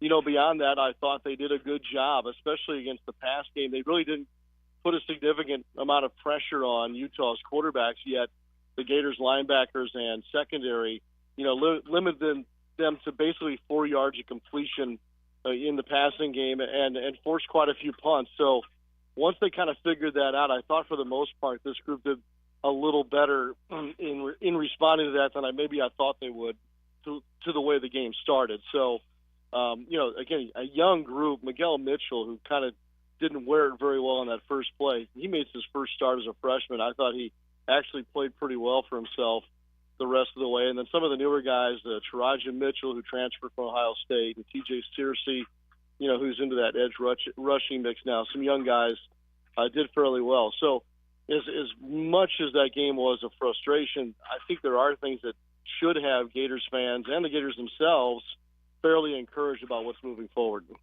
Sean, seeing the game in person, how did you think Mertz plays? Obviously, we can't really tell from home if he's missing any open guys downfield, but how did you think he played?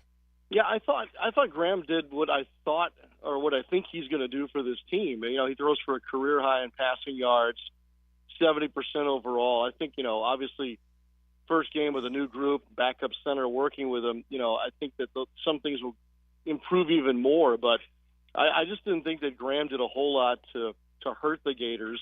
I thought he managed the game pretty well. I mean, he was under duress a lot. He had sacked 5 times. The interception's really not his fault. It just comes in a bad spot. And frankly, I was shocked that it involved Pearsall, who's been so good. Couldn't they get more from Graham Mertz? Probably so. Would a run game complement him? Yeah, obviously. But for the most part, for his start out of the gate, I thought he did pretty well. I didn't leave that game thinking, man, Graham was a disappointment, or that should have been better at that position.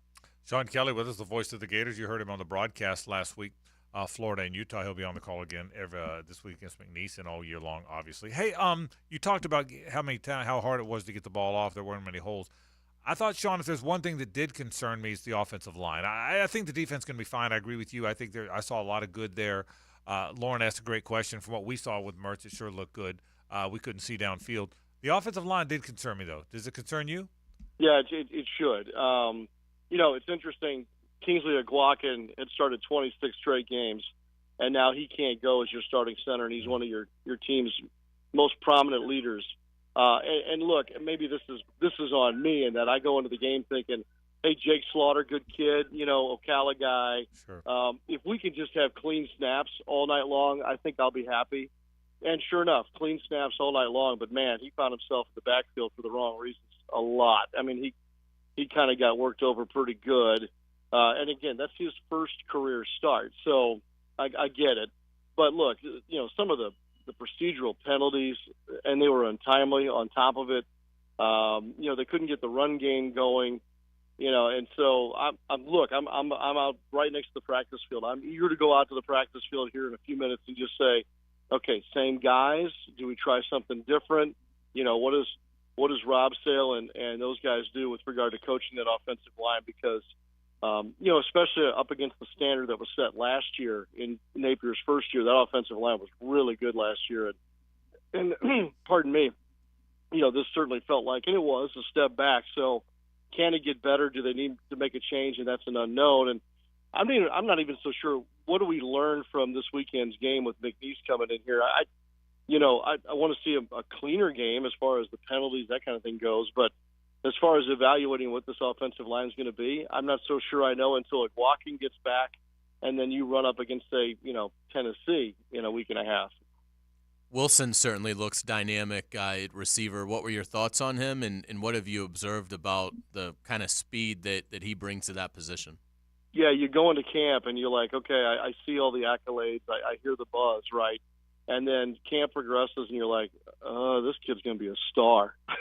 I mean, that's just the way I felt. And it was a matter of, okay, what ways are we going to try and get him the ball? How many touches will he have? He's not only fast, but there's some sneakiness to his game. There's something very smooth about it. It's unique. Maybe that's the best word. There's something unique about the way he runs and goes about his work in special teams too. Now, look, he made a couple of mistakes there in special teams, but remember, he's a true freshman. He probably did things in high school just because he was better than everybody else that he won't be able to get away with at this level. But I do believe he's going to be a star, and I think he's more and more going to be involved in the game plan. It wouldn't shock me if he cracks that starting wide receiver core here in the next week or two.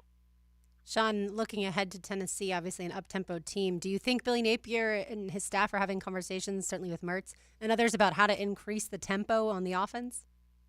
That's a good question because, Napier was asked about that on Monday, and I think the question was more about did the new clock rules, make a difference? Did you sense change there? And he thought that their tempo was pretty good. Like their volume of snaps was where he wanted it to be as far as their targets go. Obviously playing from behind the other night, and I know a lot of fans were saying, hey, look, where's the sense of urgency here? Why aren't we going a little more tempo late in the game? And even my partner, Shane Matthews, had a look at that. I wonder if there's going to be some cleanup starting this week about, hey, maybe we need to do less checkdowns, less reads, less audibles in those situations. And so in that sense, I'm just looking at it just from the broadcast booth saying probably could be quicker in that sense. Coach may feel differently. That's his prerogative. But certainly it's a valid point and one to certainly watch when you ramp up the competition. Sean Kelly with us, the voice of the Gators. Sean, we get to spend time around these coaches. There's coaches shows, and we travel with them. So we spend some private time around these guys. How's Billy holding up? I mean, he was so successful in Louisiana. That one looked like it jarred him a little bit the other day, the way it came out. How's he? He's Billy. I mean, the thing I've learned about him, and Frank, this just you get around a different variety of coaches. They're all uniquely their own selves, and so one of Napier's things is that he's never really too high, never too low, and that's a good thing. And I think it probably annoys some fans sometimes when they want to see a guy, break a headset and do that kind of stuff. I think that he felt like that they had a pretty good camp in that they ran clean most of camp. Some of the procedural stuff that just went on last Thursday night, I think, jarred him. That's the word you used, okay, in the sense that it kind of caught him off guard a little bit.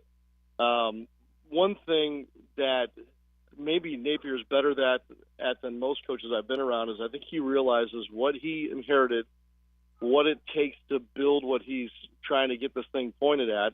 And there are going to be weeks and days that suck, frankly. And, right. and you have to stay the course. And I think, he learned that, obviously, if you go back to his coaching tree and his father and everything else, that you can have last Thursday if and only if it's a part of a bigger process. And, yeah, you can let it affect you, but only for a short time if you're thinking the long game. I think he's a long game guy. That doesn't jive well in a fan base that doesn't see it that way. Mm-hmm. There's not a whole lot of patience in orange and blue, but I think that I think somebody has to admit along the way, and I'm going to say this is the new guy, and they're going to hammer me for saying this, but there has to be, I think, some admission along the way, and I'm talking about just us as a collective, if you will, that maybe the program was not in a very good place. Shine the bright light on it and say, this is the roster that was inherited. This is the culture that was there. And until you admit that, you can't really kind of see how long this might take. Nobody wants to be in a losing season again. But look, I read something the other day about Norvell. I think he was 8-13. Is that right? Yep. After his first 2 years. That's right. And it was year 3 when he clicked and hit 10 wins. And obviously we saw their performance this past weekend. So I'm not saying that that's what's going to happen here. And certainly, nobody wants to say, well, we're just going to copy somebody else's formula. But at the same time, there has to be some kind of point of perspective to look at this thing. And obviously this can't spiral out of control. Again, boy, isn't it fun in football? And this is the pro level too.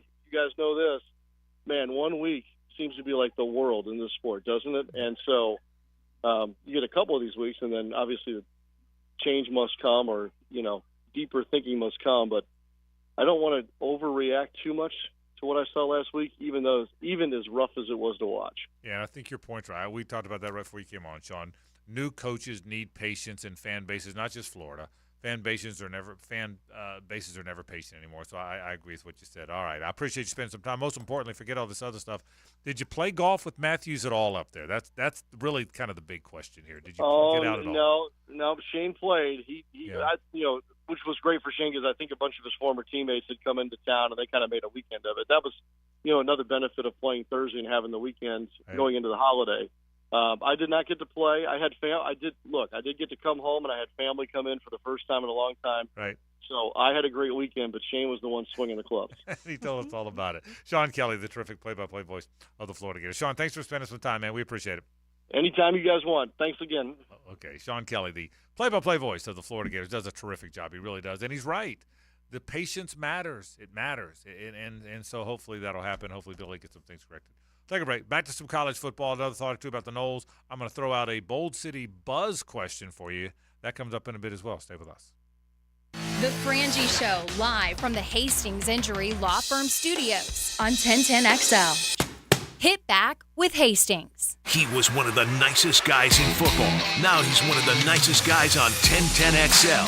Okay, yeah. Catch David Garrard Mondays from 10 to noon on Jaguars Today. On 1010XL. Brought to you by your local Napa Auto Care Centers. Hey, Hicken here. Are you ready to score big with your family's eye care? Bowden Eye & Associates is your winning team. Pay attention, team. A complete eye exam will help us spot potential issues before they become major setbacks. That's right, Coach. Their expert doctors monitor and diagnose conditions that could affect your performance on and off the field. Bowden Eye & Associates is with you every step of the way with 3 convenient locations across town. Bowden Eye has the First Coast covered. Big Chief Tire keeps Jacks rolling. Frank Frangie here. For 4 generations, our team has been dedicated to honest, quality auto service. Whether your vehicle needs tires, custom wheels, brake repairs, or regular maintenance, our experts will treat you like family. With our all-new Orange Park location, it's now easier than ever to get the care your vehicle needs from familiar faces at an affordable price. Visit BigChiefTire.com or call 904-932-0950 to schedule an appointment today. This is Hayes Carline for QC Kinetics. Look, I can't make it any simpler. QC Kinetics can change your life. You can live again without that chronic joint pain and without drugs or surgery. You've got to go see them at their locations, Mandarin and Ponte Vedra. Free consultation. You just have to call 904-274-5522. QC Kinetics is advanced regenerative medicine. They take your body's own concentrated healing properties and put them right into your joint to restore and repair that damaged tissue that's causing all of that horrible pain. The patient satisfaction reports are astonishing. Finally, we have a real alternative to the old ways of dealing with pain. And unlike surgery, there's no downtime with QC treatments. If you have constant pain in your knees, hips, shoulder, or back, you need to call and get a free consultation from the medical professionals at QC Kinetics today. 904-274-5522. That's 904-274-5522. Toilet or shower not draining? Water bill high? So many issues you want to cry? Call Mr. Rooter of Jacksonville. Have your number 2 business serviced by your number 1 plumber. Let us do your dirty work. Call us today. Mr. Rooter, Mr. Rooter. Are you drowning in credit card debt? Want to get cash out of your home's equity? Loan Pronto can now do it in less than a week. Hey, it's Prosser here, and that's right. Loan Pronto's Equity Express line of credit just got even faster. You can get $50,000, $100,000, or even $200,000 in as little as 5 days. And you don't even have to touch your primary mortgage, so you can keep that 3% rate intact. Just get the money you need and pay off all those credit cards, or get that home improvement project started.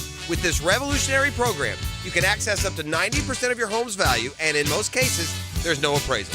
Stop paying insane interest rates to the credit card companies and get tens or even hundreds of thousands in cash in as little as 5 days.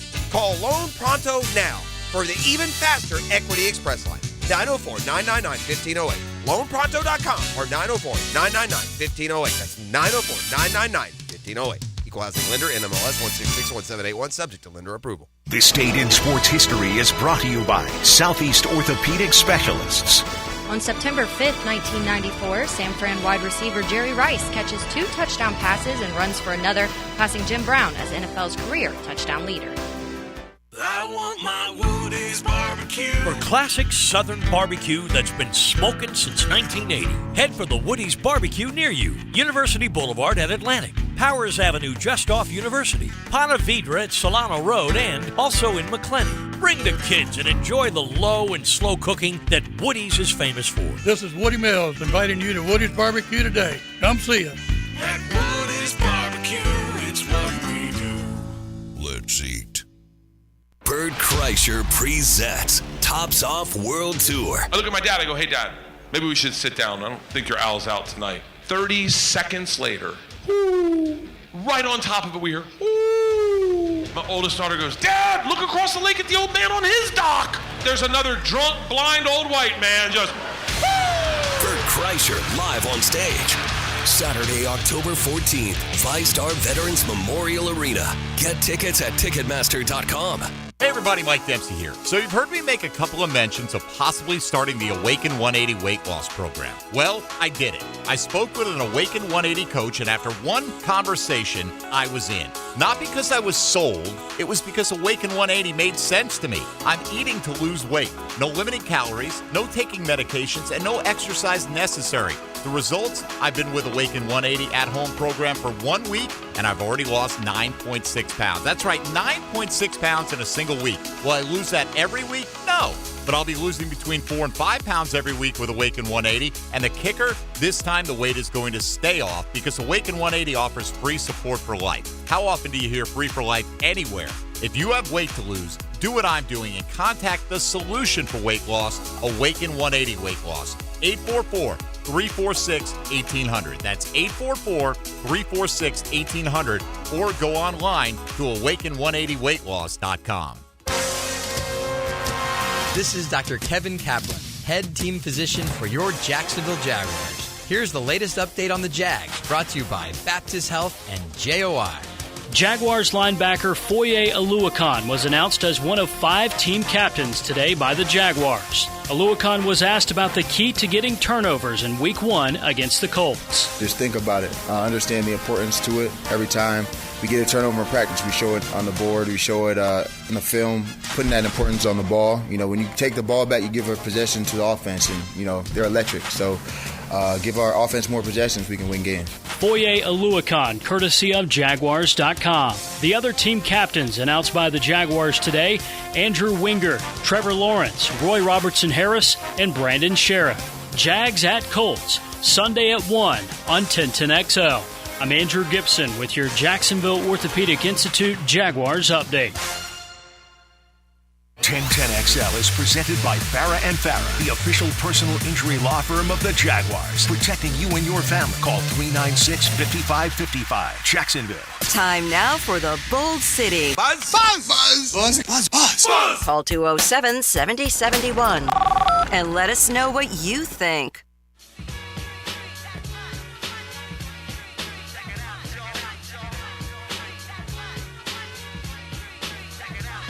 All right, Frank, time for the Bold City Buzz. Yes. Did you think, let me be honest, I did not think Deion Sanders would be all of a sudden looked at as this great of a college coach right out of the game. I was surprised. Were you surprised? Massively surprised. Yeah, I'm very surprised. So let me ask you this. This is the question, 207-7071. You wish he was your coach? Okay, who you are? Seminoles? I mean, he's your guy. Now you're thinking, well, Frank, by the way, we got a really good coach now. But do you wish they'd gone after him harder? Gators, do you wish he was your coach? Or anybody else? Do you wish he was your coach? That's the question right now. If you could trade your guy for Deion today, would you trade it? Today. Would you trade your guy for Deion today?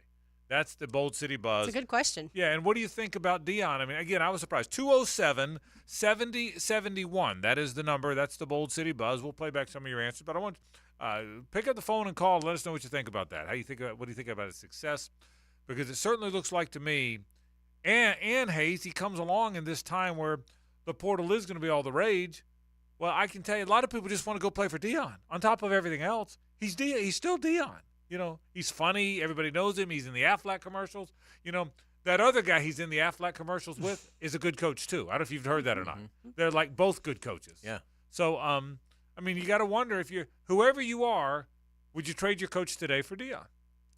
I would not, but I think this is where, in terms of crystallizing Week 1 opinions, I'm ready to crystallize that Florida State is a spectacularly talented football team.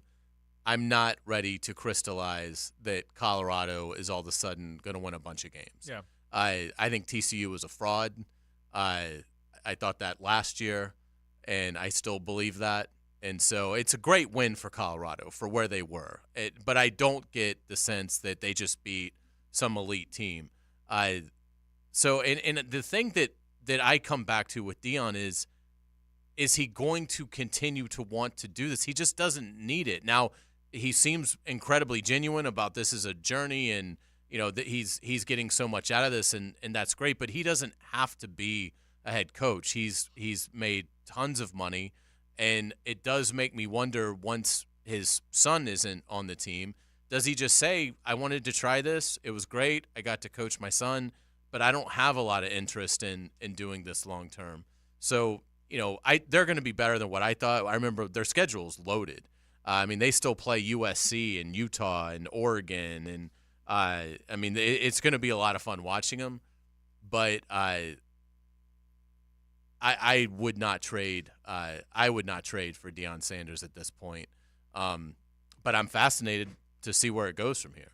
Yeah, it is difficult to make that decision after Week 1, but I will say, watching his offense and certainly the pieces that he's been able to recruit there, and then being able to get all those guys to come into this program, over 60 players that are brand new, he is on to something. And his team looked well coached, and a lot of Florida fans are sitting here saying, well, he can recruit, and his team garnered over 500 yards of offense just for the quarterback. Like, that's something that we want. But I do think it's too early to say you would switch. Yeah, FSU, they have it going now. Florida's guys essentially just got there. I don't think you would trade him out for a lot of guys right now because he just got there. But again, whoever your school is, 207-7071, Florida State, anybody else, would you trade your guy for Deion? Do you wish your team had gone after him? You know the real greatness of what he's doing? The real greatness? We're in Jacksonville, Florida, and it would be the same if we're in New York, Los Angeles, Peoria, Birmingham, Austin. We're talking about Colorado football. I've done this job 36 years. I'm in my 36th year of doing talk radio. I'm trying to remember how many times in my radio career I've mentioned Colorado football. I know in 90 when they won the national title and they had Bieniemy and Darian Hagan. Okay, I mentioned them then. I was doing radio then. I'm trying to think of Michael Westbrook. Was that on the same team? No, that was Cordell Stewart. Correct. Cordell Stewart threw the Hail Mary. Okay, so that was a few years later, right? Okay. Other than Cordell Stewart throwing the Hail Mary to Michael Westbrook and Darian Hagan and Eric Bieniemy winning a national championship in 90, have we ever mentioned Colorado football on the program? No. Never, right? Not until recently when he took the job and Colorado sold out their season ticket allotment. And, the AD even came out and said that he didn't have the $31 million to pay Deion, but he was banking on the fact that they would make that money up with the success of the football program, and so far, so good. Yeah, Rick George, by the way, is the AD. He's a former Illinois guy. He's a former PGA Tour employee. Oh, I didn't know that. He ran a lot of the hospitality stuff and some of the mini tours lived here in Ponte Vedra and worked for the tour forever. Okay. And so he made a smart decision. So he's a sharp guy. He wasn't afraid. He wasn't afraid to do it. So we should have put Colorado TCU in our picks contest. I guess. So we're gonna get or Clemson Duke. Yeah. By the way, speaking of the picks, I'm glad you brought that up since we're getting ready to say goodbye to Lauren Brooks for now. I'm glad. R.J. Saunders, a former point guard for the Los Angeles Central High School Cowboys. RJ, you were 5-1 in the week. Were you confident going in? I need your thoughts, please. Your press conference. It was definitely tough. out there. I had to talk to the right people. I had to talk to the right guys. Right. And we said we're coming out here to win. What's up, Frank? Are you kidding me? RJ, the only miss I think RJ had was Purdue. Right. That's correct. RJ he was 5-1 in the week, and he got a bonus point. Why, Hayes? Because he got the. Hang on. You got the what? Money ball. Correct. So RJ was 5-1 with the money ball. That means 6 total points. I was 4-2, but I also had a money ball, so I had 5 total points. Hayes Carline, he hails from the Bowl School. He was 3-3, but he also hit a money ball, so he is 4 total points. And Lauren Brooks from St. Josephine's Middle School, she was 3-3, but did not hit the money ball, but she had a game picker-upper with Fresno. Correct? That's right. So you have 4 points. So our total points are 6-5-4-4. Very tight race. After week number 1. Money balls, RJ, Hayes, and I all are 1-0 in the money balls. Lauren is 0-1.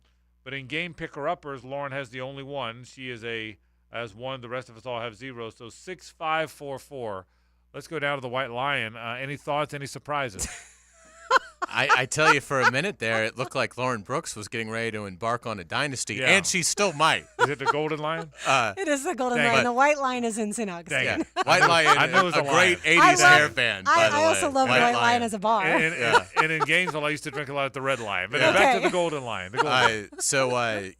Lauren looked like she was headed towards, possibly a 7-point week, and so it's thank you, the Mike SEC Norvell. let me down. Florida, South Carolina, and LSU. Thank you, Mike Norvell, for not letting that happen. Yeah. That would have been very bad. But no, RJ Saunders, very impressive. Yeah, great work. Week 1. The Golden Lion would like to know if the people picking would get the games more than 30 seconds before making the picks this week. The Golden Lion? Is the Golden Lion one? The Golden Lion would like the games prior to 20 seconds before we go on air. No, well, there's 2 different questions. Your question is, are we going to? Yes. Okay, well, that's a no. Okay. So I've addressed yours. Do you have is there a follow-up? I just second her question. Yeah, okay, good. Well, because here's my thought. We know one of the 6 this week for sure. Because, RJ, now we have 3 NFL and 3 college. So, I mean, unless he's going to change the rules of the game. But that's what we've done for the last several years. Hayes said it best last week. It's my game. That's right. Secondly, it doesn't matter what, because Hayes is going to bitch about it no matter what my game is, okay? So it doesn't matter what those are two things we know, right? Okay? It's my game, and Hayes is going to gripe. There you go. Would you agree on those two things? Yes. They're both pretty much true. But I gripe some, too, because I want the games more than 30 seconds before. You gripe about that. Because I like to research. Oh, there's no question. You want to. I mean, clearly my research in 10 seconds came in handy for Fresno State Purdue. Yeah, RJ, you'll learn this with these two I deal with. Lauren would like it like 12 days in advance. She's going to research it. She's going to get her World Book encyclopedias out. Making the She's going to call around. She's going to get the FBI involved. Absolutely. And Hayes would rather change it to where we use the hypotenuse of a triangle and change this and this rule and that rule and add this. And so that's what I'm dealing with, RJ, in here. So, RJ, thank you for winning instead of these two knuckleheads. He must have had the games in advance, Hayes. RJ must have. I did not. Or he's just that good. I mean, we should be scared. Or RJ is just that good. Here's what I can tell you. I do know games. I'll give you a couple because there's not many. A&M, Miami. Good. That's a good one. Alabama, Texas. Mm-hmm. Perfect. And Ole Miss, Tulane. Perfect. Yeah. How's that? That's the ones that we're okay? talking about. Yeah. Okay.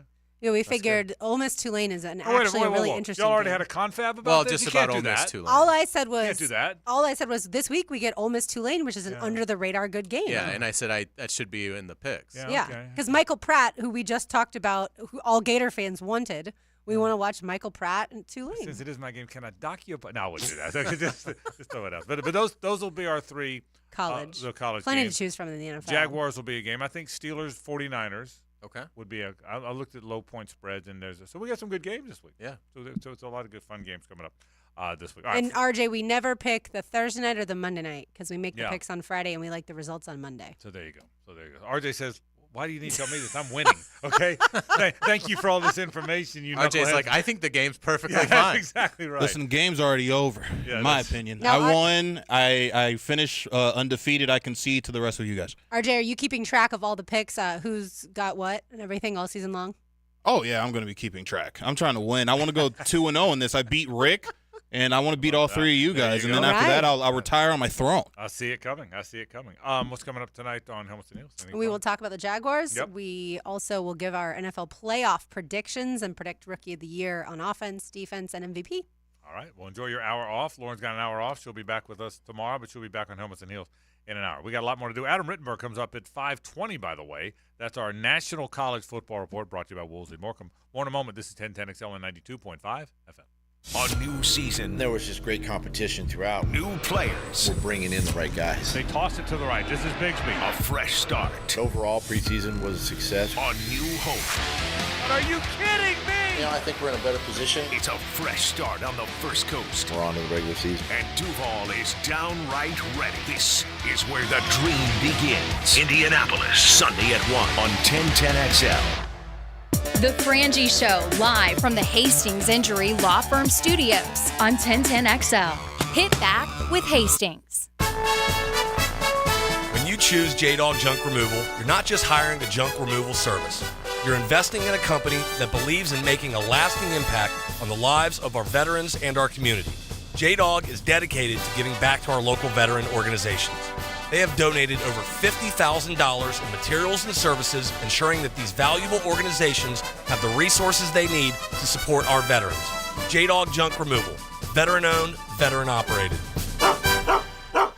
Hey, sports fans, it's Ace Carline from MyBookie. Football is back, and so is winning season at MyBookie. It's time to get fired up and get in on the action. NFL, college ball, and a brand new cash-out system. First two legs of your parlay hit, cash out early, use the funds on another bet, or let it ride for the chance at a bigger payday. Go to mybookie.ag and register for a free account. Use promo code 1010XL to grab a welcome bonus. Let's take a look at some updated MyBookie lines. The Jaguars are a 5-point road favorite against the Colts.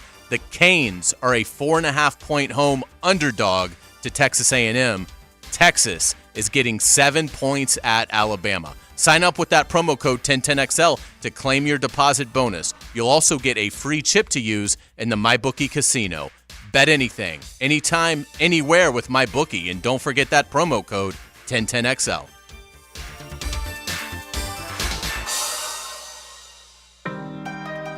You've probably heard the saying, it's not how hard you get hit, it's whether or not you get back up. Well, I'm attorney Brett Hastings, and I have a saying of my own. If you get hit with a personal injury or wrongful death, hit back and fight to make them pay. At Hastings Injury Law, we have the experience you want if you or a loved one suffer a car or trucking accident or wrongful death. Just call 904-HIT-BACK and we'll help you get up and hit back. Office is Jacksonville. Certainly facing challenging economic times. I can't speak for all of us, but for me, comforting to know my money is in good hands with ITP Partners. Ticket here for ITP Partners. Jacksonville guys taking care of my Jacksonville money. I'll admit it, I don't understand a ton about the economy, higher interest rates, 401ks, but I do know as I move closer to retirement, I continue to watch my money grow. Thanks to Chris Bryan, Jeff Hartman, Reagan Wright, Dan Abel, and Reed Wingate. Get in the game, guys. ITP Partners, always there to help. For more info, Chris at ITPPartners.com or call 904-312-9751. Have high cholesterol? At risk of heart disease? You are not alone. Westside Center for Clinical Research is hosting a Sip and Science event. Join Dr. Michael Koren and Dr. Jackson Downey at this free RSVP-only event. Learn how you can reduce your risk of heart disease. Join us Wednesday, September 13th at 6 p.m. Free mocktails and hors d'oeuvres provided. That's why it's called Sip and Science. RSVP at EncoreDocs.com. That's ENCOREDOCS.com. Don't wait. Take charge of your heart health today. EncoreDocs.com. Duck Rooter Plumbing and Septic Services is a proud partner of the Jacksonville Jaguars. Need help fixing a plumbing issue? Let our winning team go to work for you. 904-862-6769 or online at duckduckrooter.com. Home of the Jacksonville Jaguars. WJXL AM Jacksonville Beach. WJXL FM Jacksonville Beach. Good people drink good beer. And great people drink Mokama, a refined craft brewery out of Fernandina Beach, Florida. Mokama Beer Company brings sophisticated flagship beers, including Cosmico IPA and Dune Garden Lager, to the greater Jacksonville area. Whether you're hitting the water with friends or enjoying a backyard barbecue, Mokama has the perfect pair for your summer activities. Look for us wherever great beers are sold and find your Mokama. Hey, it's Tony from Tony D's Pizza. If you love our pizza and pasta dishes, let us cater an event for you. Family function or office parties, we can deliver you an amazing Italian meal. Remember, it's not just pizza at Tony D's. Bay Meadows and $2.95. Men, if you're struggling with erectile dysfunction or PE, the medical providers at Prime Men's Medical Center offer breakthrough treatments that eliminate problems in the bedroom without pain or surgery. Listen to a specialist in men's health. I'm Dr. Simovitz. Prime Men's Medical Center offers the most advanced treatments to eliminate ED and PE. 98% of men experience instant results on their first office visit. They're even lasting 90 minutes or longer, regardless of age or medical history. Don't just take our word for it. Call Prime Men's Medical Center now for our limited time offer. Your initial consultation and first treatment are completely free. You'll see instant results right in the office. You'll even get a gift that enhances your performance in the bedroom. All this, worth hundreds of dollars, is free if you call now. 904-664-8217. 904-664-8217. That's 904-664-8217. Mark Watson with Hardball Creative. Youth sports are getting back into full swing, so you know what that means. Custom Yetis, so dads can keep their beer or sodas cold. Check them out at hardballcreative.com. Hardball Creative. Hardball does it all. This is your Southeast Orthopedic Specialist Local Sports Update. I'm Andrew Gibson for 1010XL. This update brought to you by Century Firearms. Mike Norvell and the Florida State Seminoles won in convincing fashion on Sunday night against LSU. And they did it in front of a raucous garnet and gold crowd in Orlando. Our crowd, our fans, unbelievable job. It was an electric atmosphere that we got to play in. Just the energy in that game. It had a championship type feel to it. After their resounding defeat of LSU, the Noles have moved up 4 spots today in the Associated Press Top 25 poll. Florida State moves up from 8th to number 4. The Noles did receive 3 first-place votes, and the only teams ahead of Florida State are Georgia, Michigan, and Alabama. It's 88 degrees at 5 o'clock. Time and temp brought to you by Bueller Air Conditioning. Stay cooler with Bueller. 1010XL is presented by Farah & Farah, the official personal injury law firm of the Jaguars, protecting you and your family. Call 396-5555. Jacksonville. It's 5 o'clock somewhere. It's 5 o'clock somewhere. Here, that means it's time for more football. Football! Football at 5. 5 o'clock somewhere. On the Frangie Show. It's a Nimnick Tuesday on the Frangie Show. Nimnick, your friends in the car business since 1941.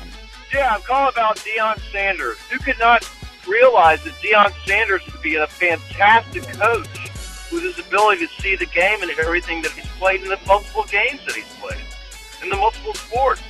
He's a star, and he'll be a star coach. Thank you, Deion. Hey guys, Papa G here. Deion did a great job, man, with that game the other night, and I don't think he's going to be at Colorado much longer than his son is there. I'm sure his son will go pro, and I think wherever he ends up in the NFL, I think Deion will probably leave college and get a maybe an offensive coordinator or some kind of a coaching job with wherever his son is at.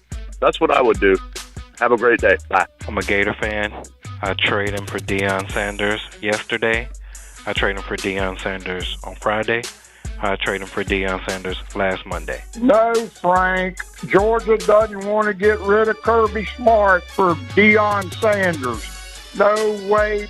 Impossible. The only way Florida can get out of this debacle that they're in is stick it to Florida State, to fire Billy Napier, and hire Deion Sanders.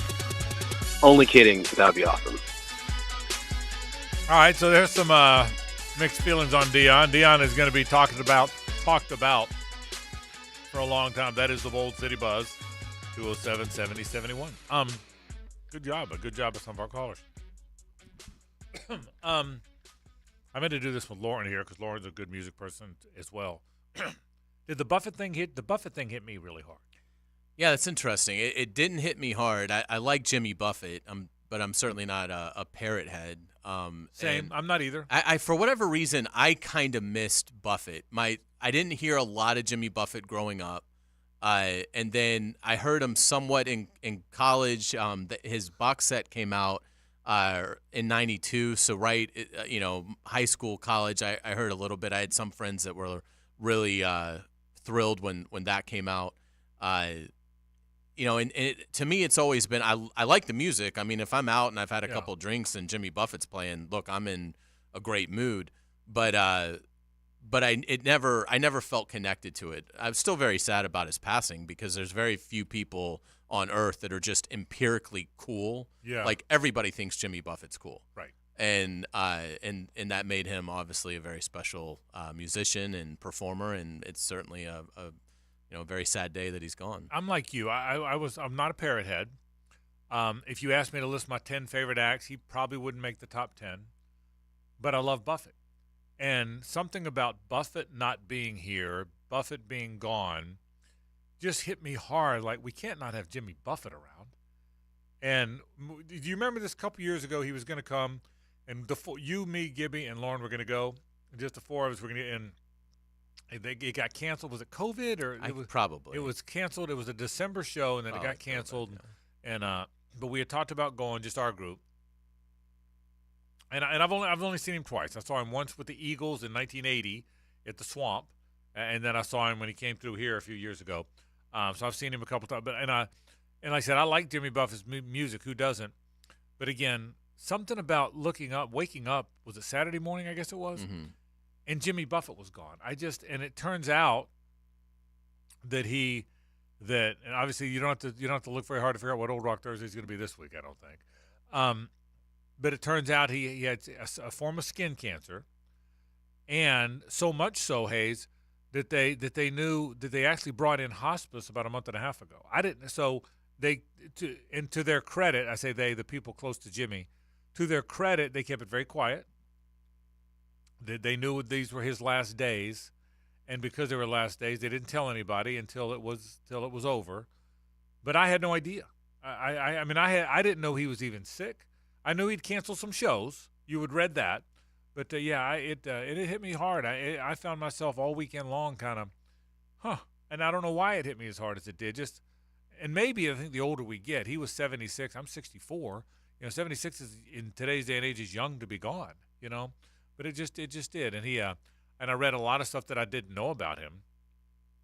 Number one, he's a billionaire. He is did you know this? He is by far, along with Michael Jackson, I guess, the most successful artist of his kind. I mean, he's a billionaire. He has got the whole Margaritaville franchise, the hotels, the restaurants. He owned sports teams. He had planes. And I had no idea that he was one of the most successful, from a business standpoint, one of the successful entertainers of all time. I had never heard that. But you read about it and all the business deals he was in, and then you think about it. Margaritaville's everywhere, right?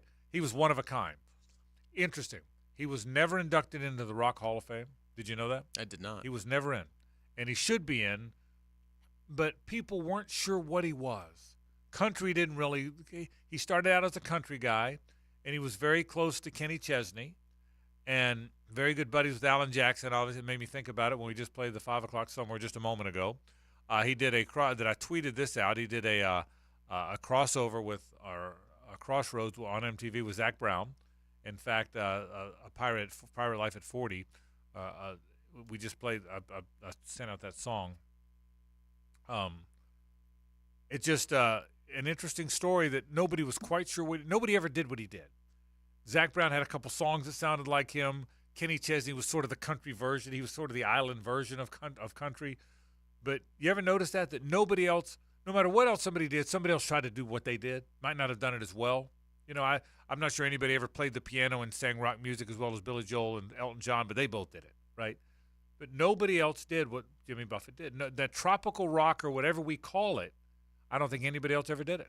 Yeah, it's a great point, and there's such a vitality to Jimmy Buffett because how his music makes people feel, and so that's interesting about the Rock and Roll Hall of Fame, and certainly he should have been in the hall. Probably for the last decade is really kind of pivoted to welcoming in really all genres of music. It's certainly not only rock and roll in terms of the electorate. So that's a unfortunate oversight. Chances are it probably never bothered him, but hopefully that is something that'll get corrected. Do you have favorite Buffett songs? I mean, I like the Cheeseburger in Paradise, Margaritaville. I mean, I'm not a deep cut guy. I'm not either. Jimmy Buffett. I'm not either. I know what everybody else knows.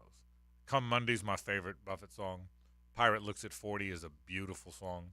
By the way, it's a great song about a drug smuggler. Do you realize that? Mm-mm. It's about a drug but yeah, I'm like, I don't know the deep cuts either. I know Come Monday. I know Margaritaville and Cheeseburger Paradise and Changes in Attitude. A son of a sailor. But I did. RJ, you a Buffett fan at all? I wasn't, but to kind of see the reaction to his passing, it really made me look up like a couple of his songs and just to see kind of like the reach that he had with his music. And it is just a very interesting thing to see that, this guy was just so well beloved within, the music industry and people really appreciated what he did. Yeah, well said. And you're right. Reach is a good phrase. He reached a lot. Again, he was never in the hall.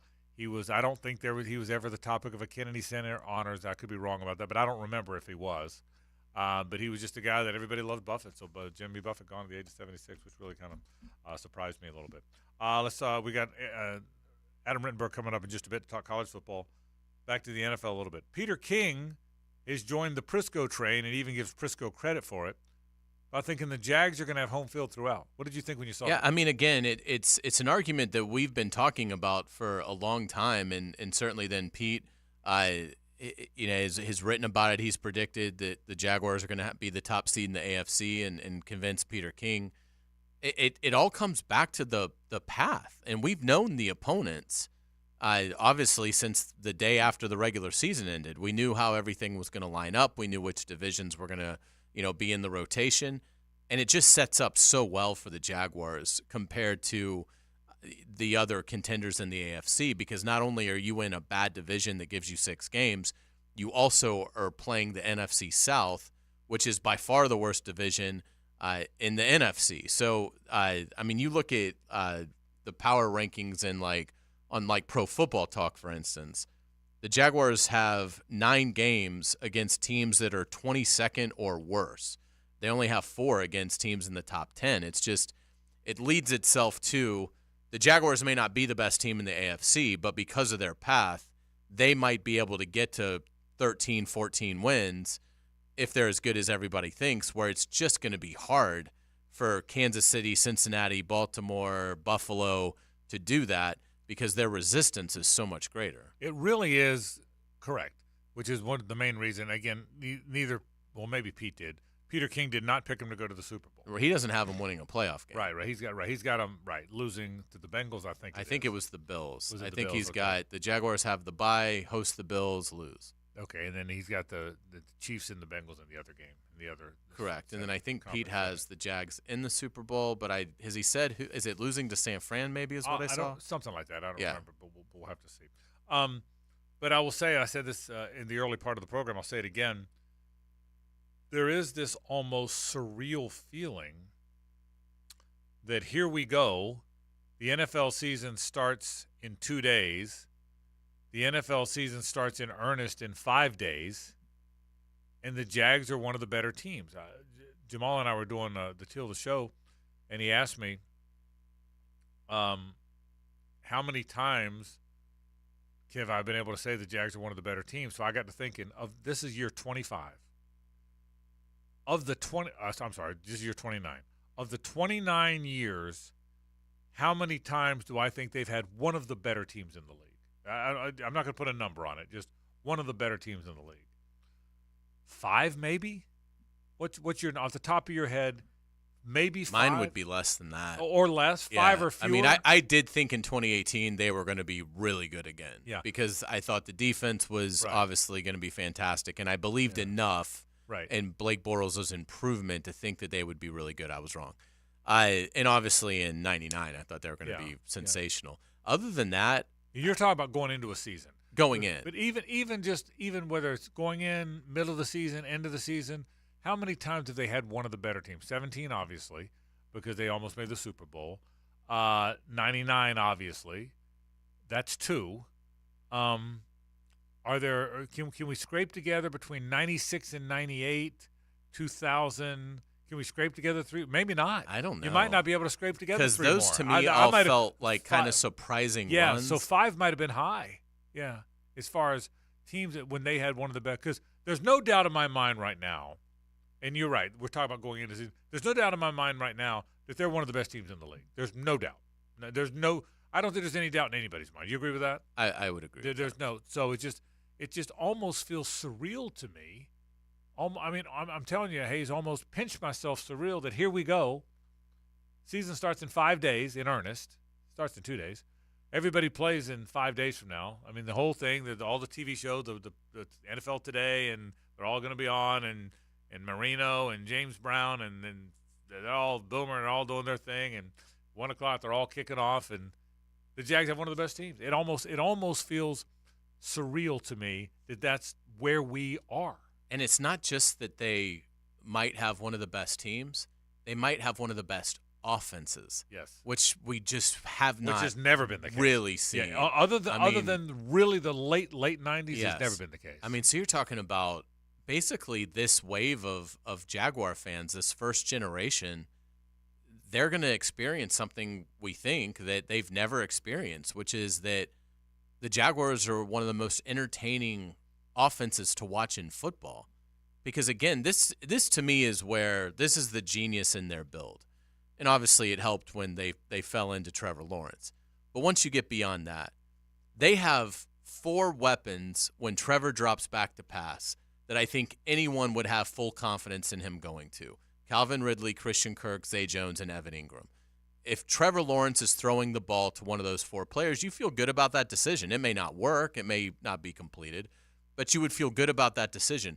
They're more dangerous this way than, let's say, the Vikings are with Justin Jefferson, who's a superior receiver to any of those guys that the Jaguars have, but they don't have that much other stuff around him. Right. So if you're a defensive coordinator, I mean, again, Gus Bradley is in the hot seat this week.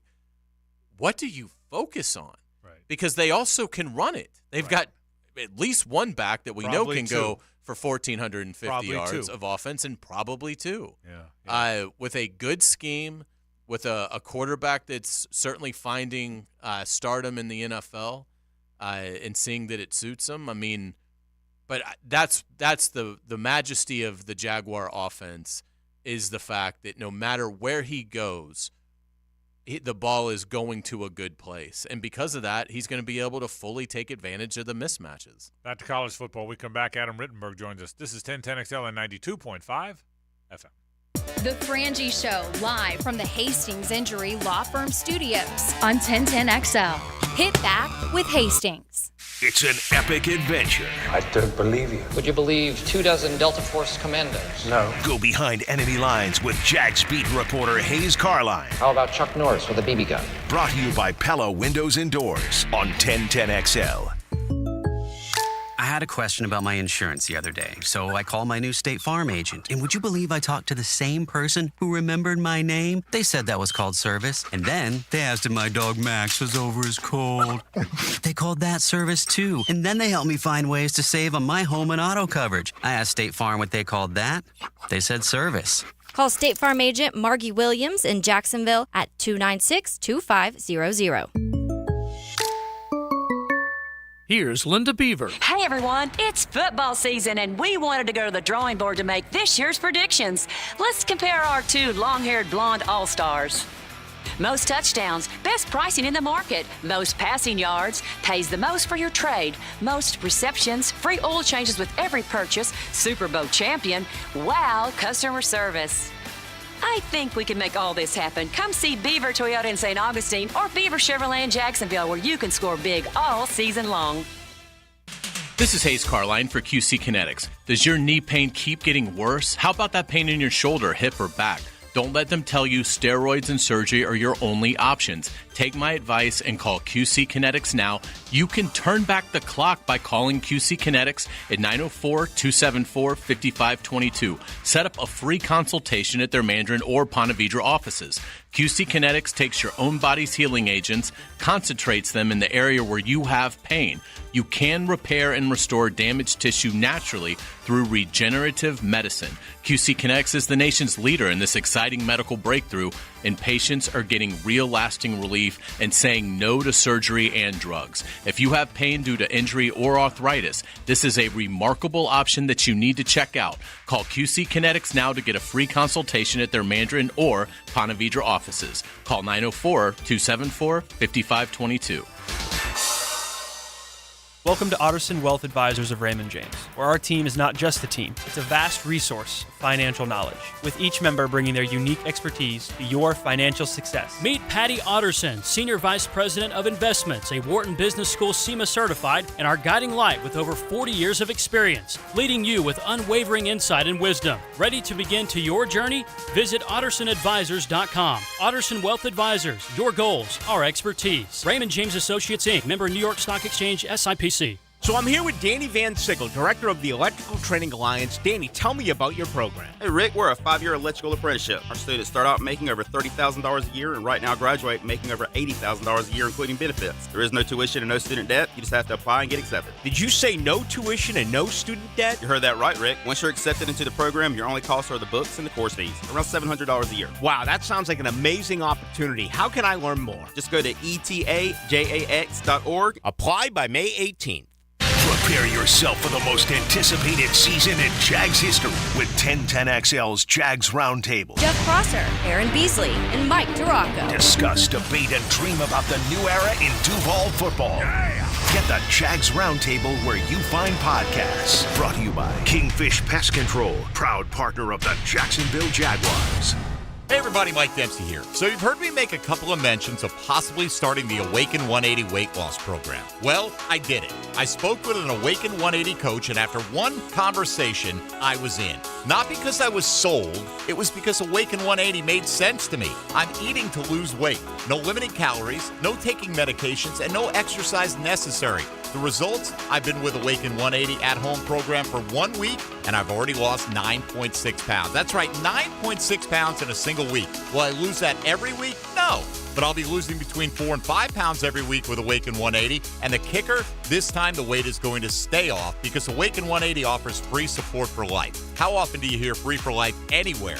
If you have weight to lose, do what I'm doing and contact the solution for weight loss, Awaken 180 Weight Loss. 844-346-1800. That's 844-346-1800. Or go online to awaken180weightloss.com. This is Hayes Carline for Island Wing Company, located on Southside near Tinseltown, and our new location at Bartram Park in St. Johns County.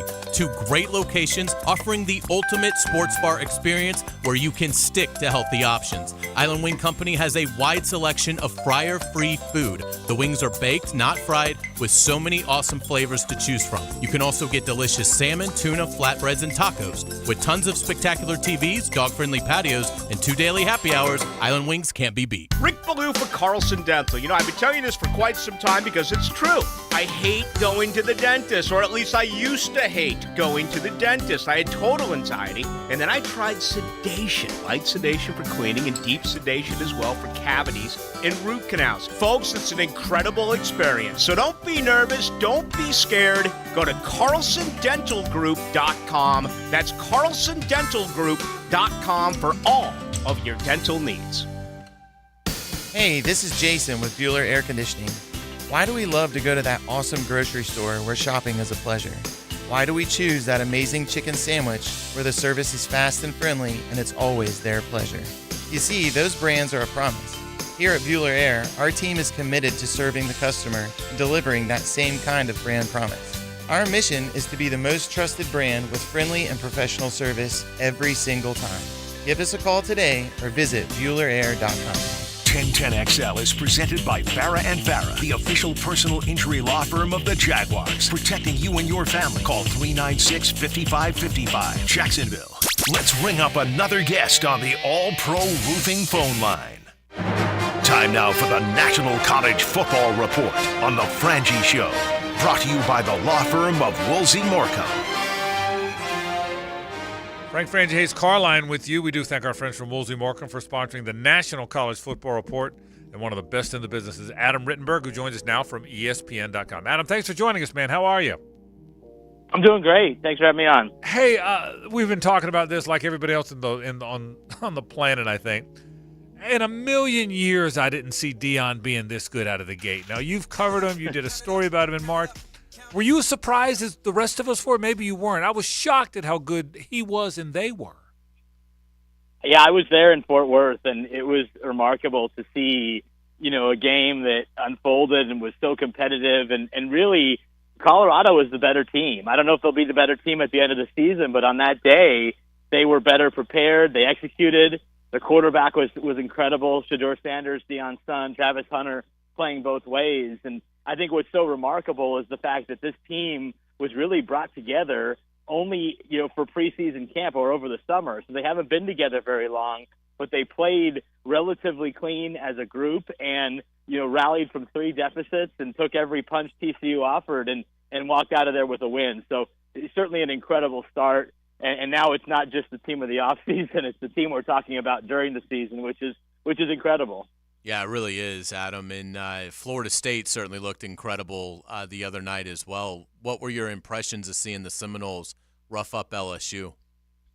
Very, very impressed. I mean, that second half, they may not play a better half all season. That's not a shot at them. They were just that good against a very talented opponent. I think what stood out to me is just how overwhelming they were at the line of scrimmage. That defensive front has so many guys that can cause disruption. It's not just Jared Verse. They've been so smart in the transfer portal. They've developed those guys, and they're an experienced team now that's doing this, and that's what's really dangerous. It's not a team that necessarily is a bunch of 5-star recruits out of the gate who came to Florida State, but they put it together through the portal. They've been very successful in that approach, and now you look at what Clemson losing last night. I think Florida State's the clear favorite to win the ACC and make it back to the college football playoff. You look at their schedule post-Clemson, I know they have to show up, and that hasn't always been the case for Florida State, but they absolutely belong in the playoff conversation if you weren't convinced before Monday night or Sunday night. Adam Rittenberg with us from ESPN. So we've talked about Colorado and FSU, and we had this conversation on our show a minute ago or earlier in the show. These are two teams that built their team with the portal. 15 of the 22 starters at FSU are transfers. You just highlighted how Deion put the team together this summer. I got to wonder, Adam, are we headed to where that's a bit of a blueprint? Maybe not that extreme, but where you almost have to have, 8 to 10 portal guys a year to be able – I mean, they're older. They know about college life. They're not having to get used to living in a dorm. I mean, are we headed to where maybe that's the blueprint? No doubt. And again, on the flip side, and not to rag on Clemson too much, but Clemson hasn't taken that approach. Right. And they've been resistant to adding transfers, and they've regressed as a program. Now we can say it definitively. We thought, at the end of last year was maybe just a hiccup, and they get DJ Uiagalelei out of there, they're going to be okay. Garrett Riley's coming in. No, they have the same issues offensively. And by the way, DJ, you look pretty good for Oregon State on Sunday. So I think that, Dabo is going to have to reconsider his approach, even if he doesn't want to, because if you want to compete nationally, which is what they were doing for many years, you have to be more willing to look in the portal and be smart. I mean, that's the thing with Florida State. You can look at the volume, and there certainly are a lot of guys, but they've been so good in nailing their portal picks. And that hasn't been the case for everybody. We thought it maybe wouldn't be the case for Colorado, but when you have the headliners like Shadur Sanders and Travis Hunter, you look pretty good for taking that approach. So I think it's absolutely the way you have to operate now in college football, and I think you're going to see more programs, look at doing that, even if it's not to an extreme example like Colorado. Adam, what do you make of the Gators? Are they going to be able to find their way to 7 wins this year, or do you think they're headed for another losing season? Yeah, I think it's going to be really tough. I think that there's certainly some talent on that roster, guys that can project to the NFL level, but the quarterback play isn't where you want it to be. I covered Graham Mertz at Wisconsin, and he's obviously a talented guy. He works hard, but it just hasn't come together for him despite so many chances to get it right. I mean, it's not like he hasn't had the experience, but there's sort of a body of work now to judge him on, and unless that turns around in the SEC, it's going to be a tough year, I think, for Florida. And so I think the approach for them, and Billy Napier has stressed patience, and they obviously recruited at a really high level this year. But you look at their schedule, and it's hard to find 7 or 8 wins on that schedule right now unless we start seeing a lot better play. Adam, what do you think of Napier? We've watched Napier have to learn. We're watching Napier have to learn to be a Power 5 coach. We watched Mike Norvell do it. He came from Memphis, but he had to learn to be a Power 5 coach. It's a little bit of a different paradigm. What do you think of Billy Napier? Well, I think Billy's obviously been around a lot of great coaches. He's been around the profession and the game his entire life because of his father. I think he was very targeted in where he was going to go and wanted a job like Florida where he felt like he could compete at a high level. And, you bring up Mike Norvell. I mean, remember the Fire Mike Norvell Twitter spaces a few years ago? Sure, things weren't going very well for him not long ago. So, I do understand the need to have patience. But the problem at Florida, and you guys know this better than I do, is you can lose at Florida, but you have to have an exciting offense. And if you're losing with boring offense and unproductive quarterback play, it's like a double whammy because that's so integral to the program's identity from the Steve Spurrier era, going back many decades. And so that's my concern for Napier is they're probably not going to win at a high level this year, and they're probably not going to get quarterback play that's going to excite the Gator fans because that's who they are. They don't hide that. That's their identity. And so if you're not achieving that as a program, it's going to shorten your lifespan as a coach until you get it right. So if they aren't good this year, and I don't think they will be, it's going to put a lot of pressure on Billy going into year 3. Adam, what kind of game do you think we'll see Texas at Alabama on Saturday? Yeah, it's a good question because Texas was really the better team for most of the game last year, and Quinn Ewers gets hurt and Bryce Young leads a great drive at the end, but that was the game where Alabama was making all sorts of mistakes and hardly looked like a playoff contender. So I'm curious to see how Alabama performs this year, new quarterback and Jalen Milroe, maybe more questions about their team overall than in most seasons, and then can Texas rise to the occasion on the road? They've recruited well. They have talent. They're considered the most talented team in the Big 12 for the second straight year. but they haven't recorded a signature road win like this in a really long time. And so it's a big moment for Steve Sarkisian. He's not a hot seat candidate. I think he's going to have time to get it right. And ultimately, he's going to be judged more by what can they win the Big 12. But this is a big moment for him and his team to see how they stack up with Alabama on the road after showing that they could do that last year against, arguably a more talented Alabama team. Adam Rittenberg with us. It's the Woolsey Morecambe National College Football Report on our program. All right, I was afraid if I blinked during our last commercial break, somebody else would leave a conference or join a conference. So we haven't had one in about 20 minutes. Are we done? Are we done for a while now that Stanford and Cal and SMU have gone to the ACC? Is it, at least in this rotation, are we done for a while? Well, I think other than Washington State and Oregon State, making the move to the Mountain West, which I think is probably where they're going to end up. I don't think there's going to be a whole lot of major movement. The American is still looking at adding members, not from the West Coast, they said last week, but maybe Army. But I don't think anything of the real magnitude is going to happen immediately. But we're all now watching the ACC. And Florida State made it very clear that they're unhappy, that they're looking to get a better situation for themselves. How and how they create that and when is certainly going to be interesting. And there's other desirable members of that conference, whether it's Clemson, whether it's North Carolina, whether it's Virginia, Miami. These are all programs that I think will be considered in some form or fashion in the next round of realignment, or I really call it consolidation. I think that's where we're at right now. So it's never over, but I think this round is pretty close to over in terms of significant movement. So let me ask you this, and I said this when Stuart Mandel was with us last week, and I mean this very sincerely. Between you and Stuart and Pete Thamel and Pat Forty and our friend Matt Hayes, who works here at our station, Heather, Nicole Auerbach, we have a wealth of really, really good college football journalists, and I mean that very sincerely. You're right in the middle of that group. But are you guys shocked by what's happened here, Adam? Is this blown you? It's blown us away. I mean, we all heard that one day it's going to be 64 teams and everybody else would go away. But I'm still amazed it's taken this much of a turn. Are you or no? Well, I think I'm surprised by how quickly it moved this summer. Because I thought, like a lot of people did, that the Pac-12 would be able to duct tape itself together for a few more years. And when the Big Ten began exploring expansion, after Tony Petitti, their commissioner, flat out told me the week before it's not something that we're considering. Wow. And how quickly that happened, and also I would say the reluctance of these moves. Normally, a league expands and it's a unanimous vote and everybody's excited and there's all this celebration.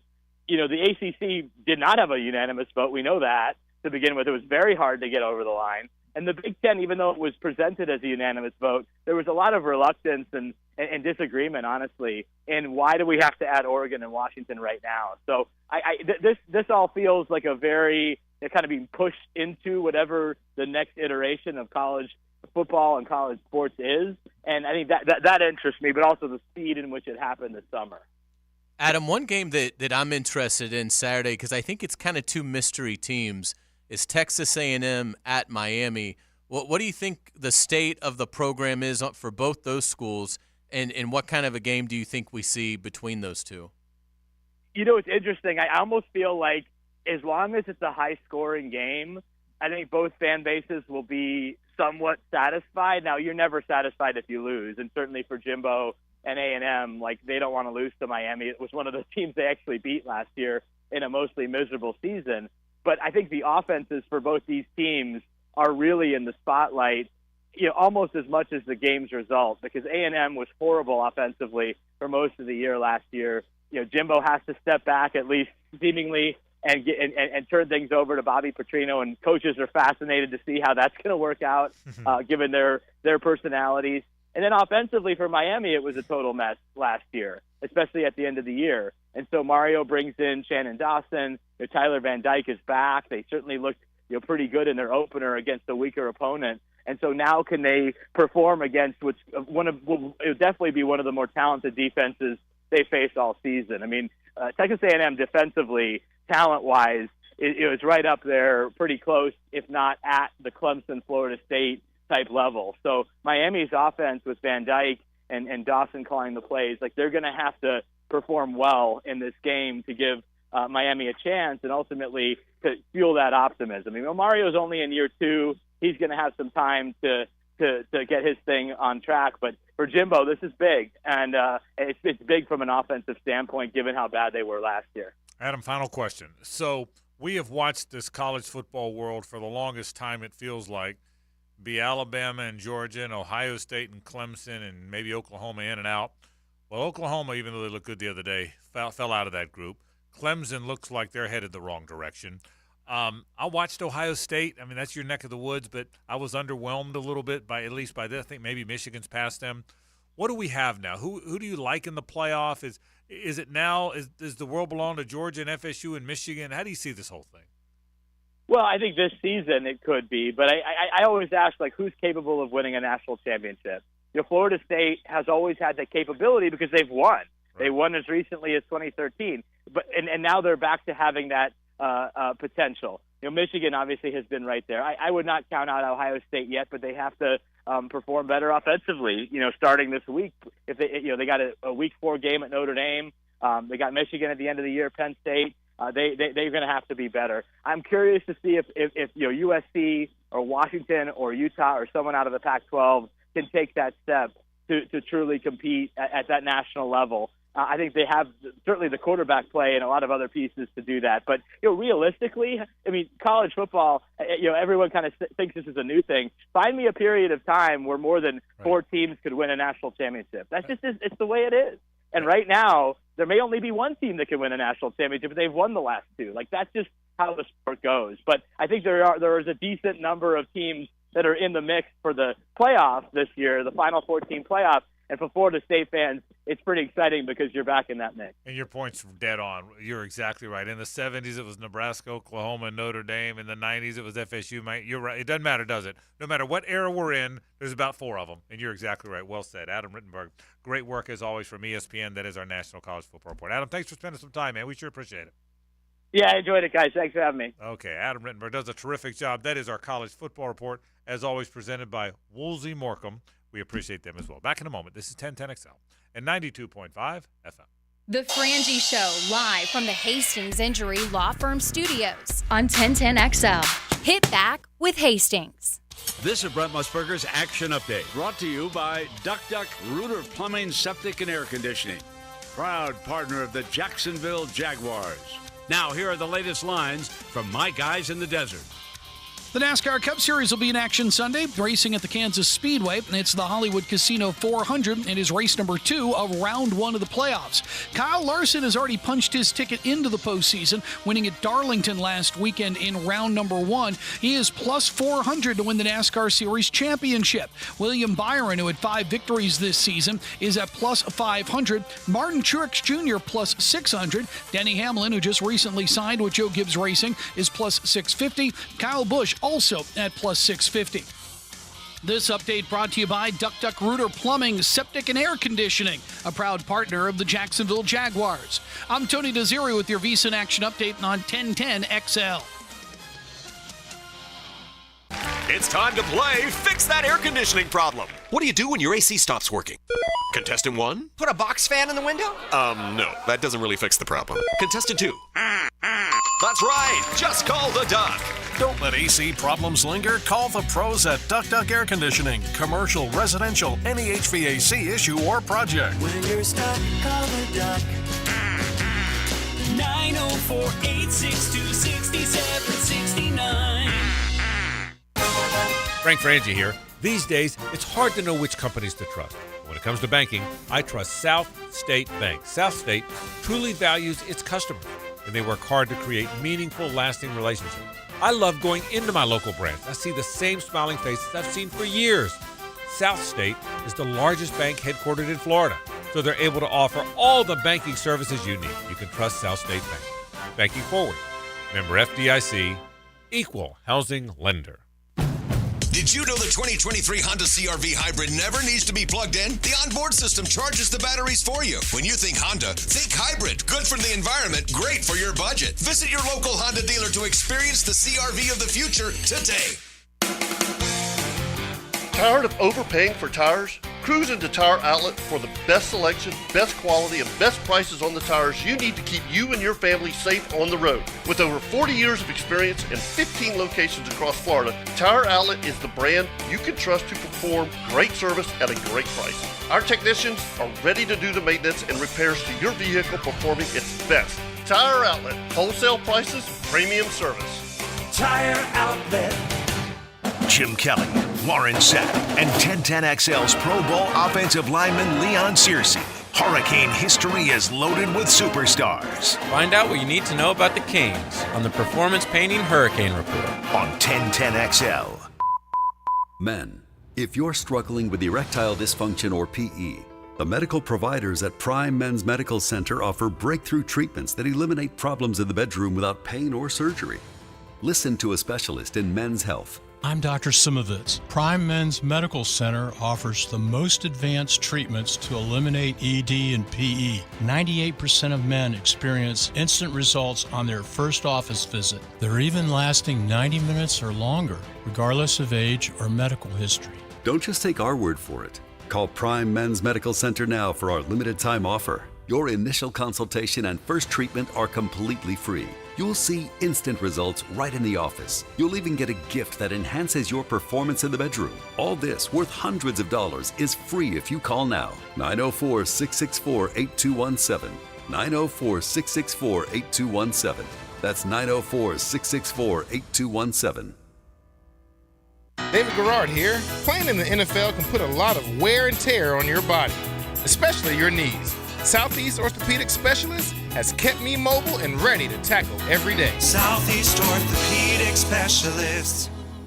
David Garrard here. I've had the PRP treatment from Southeast Orthopedic Specialists, and my knees are really doing well. Platelet-rich plasma treatment may be the answer for whatever is hurting you. Southeast Orthopedic Specialists. There's certain places you know if you go in, they got what you're looking for, like Gate Convenience Stores and Cold Modelo's. That's the ticket. Or get on the craft side of things with something from Bold City or Sweetwater. Hit the cooler at Gate, full of choices and all of them good. SportsForecaster.com has all the data you need to project tomorrow's winners. Register for free and track the performance of all your favorite players and teams, including all your fantasy team picks and prospects. Sports Forecaster has the most detailed player profiles on the web, precise depth charts, every transaction, every injury, every news update. No ranting or raving, no preening or barstool bluster. At SportsForecaster.com, you get the timely info you need for every game. SportsForecaster.com. Sign up for free today. Your Jaguars are back at Everbank Stadium, and we can't wait to see you there. Wow. Deciding on your favorite matchup has never been easier with a bundle at the bank. Purchase tickets to 3 or more games, starting at just $58 per game. As a bundle purchaser, you receive exclusive access to Jaguars and Daly's Place pre-sales, discounts on single game tickets, and so much more. But seats are selling fast, so lock them in now. Visit Jaguars.com/tickets or call 904-633-2000. High-Flying Jacko here, and every Monday, kids eat free with every paid adult entree. Us kids love Woody's, too. We'll see you at Woody's today. At Woody's Barbecue, it's what we do. Let's eat.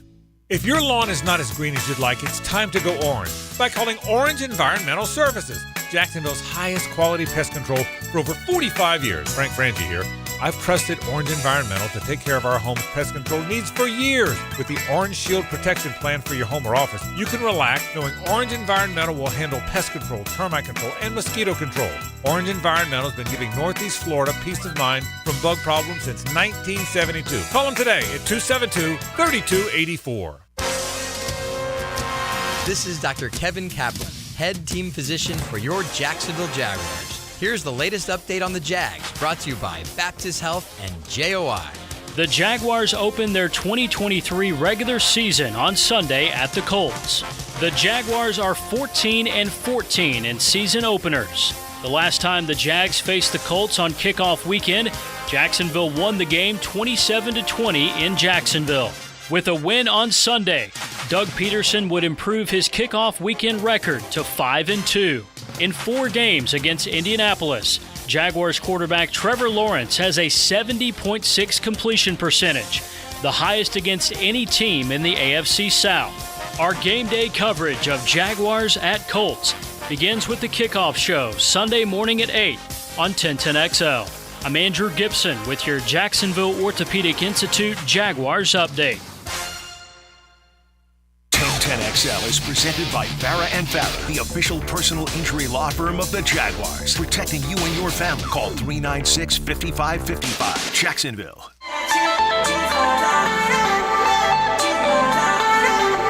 It's a Nimnick Tuesday on The Frangie Show.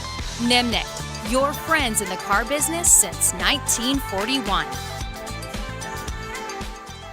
We thank our friends from the Nimnick family of dealerships. Nimnick Chevrolet is on Cassett Avenue, Cassett and Park. They've been doing it since 1941. Been selling me cars from there since 1982.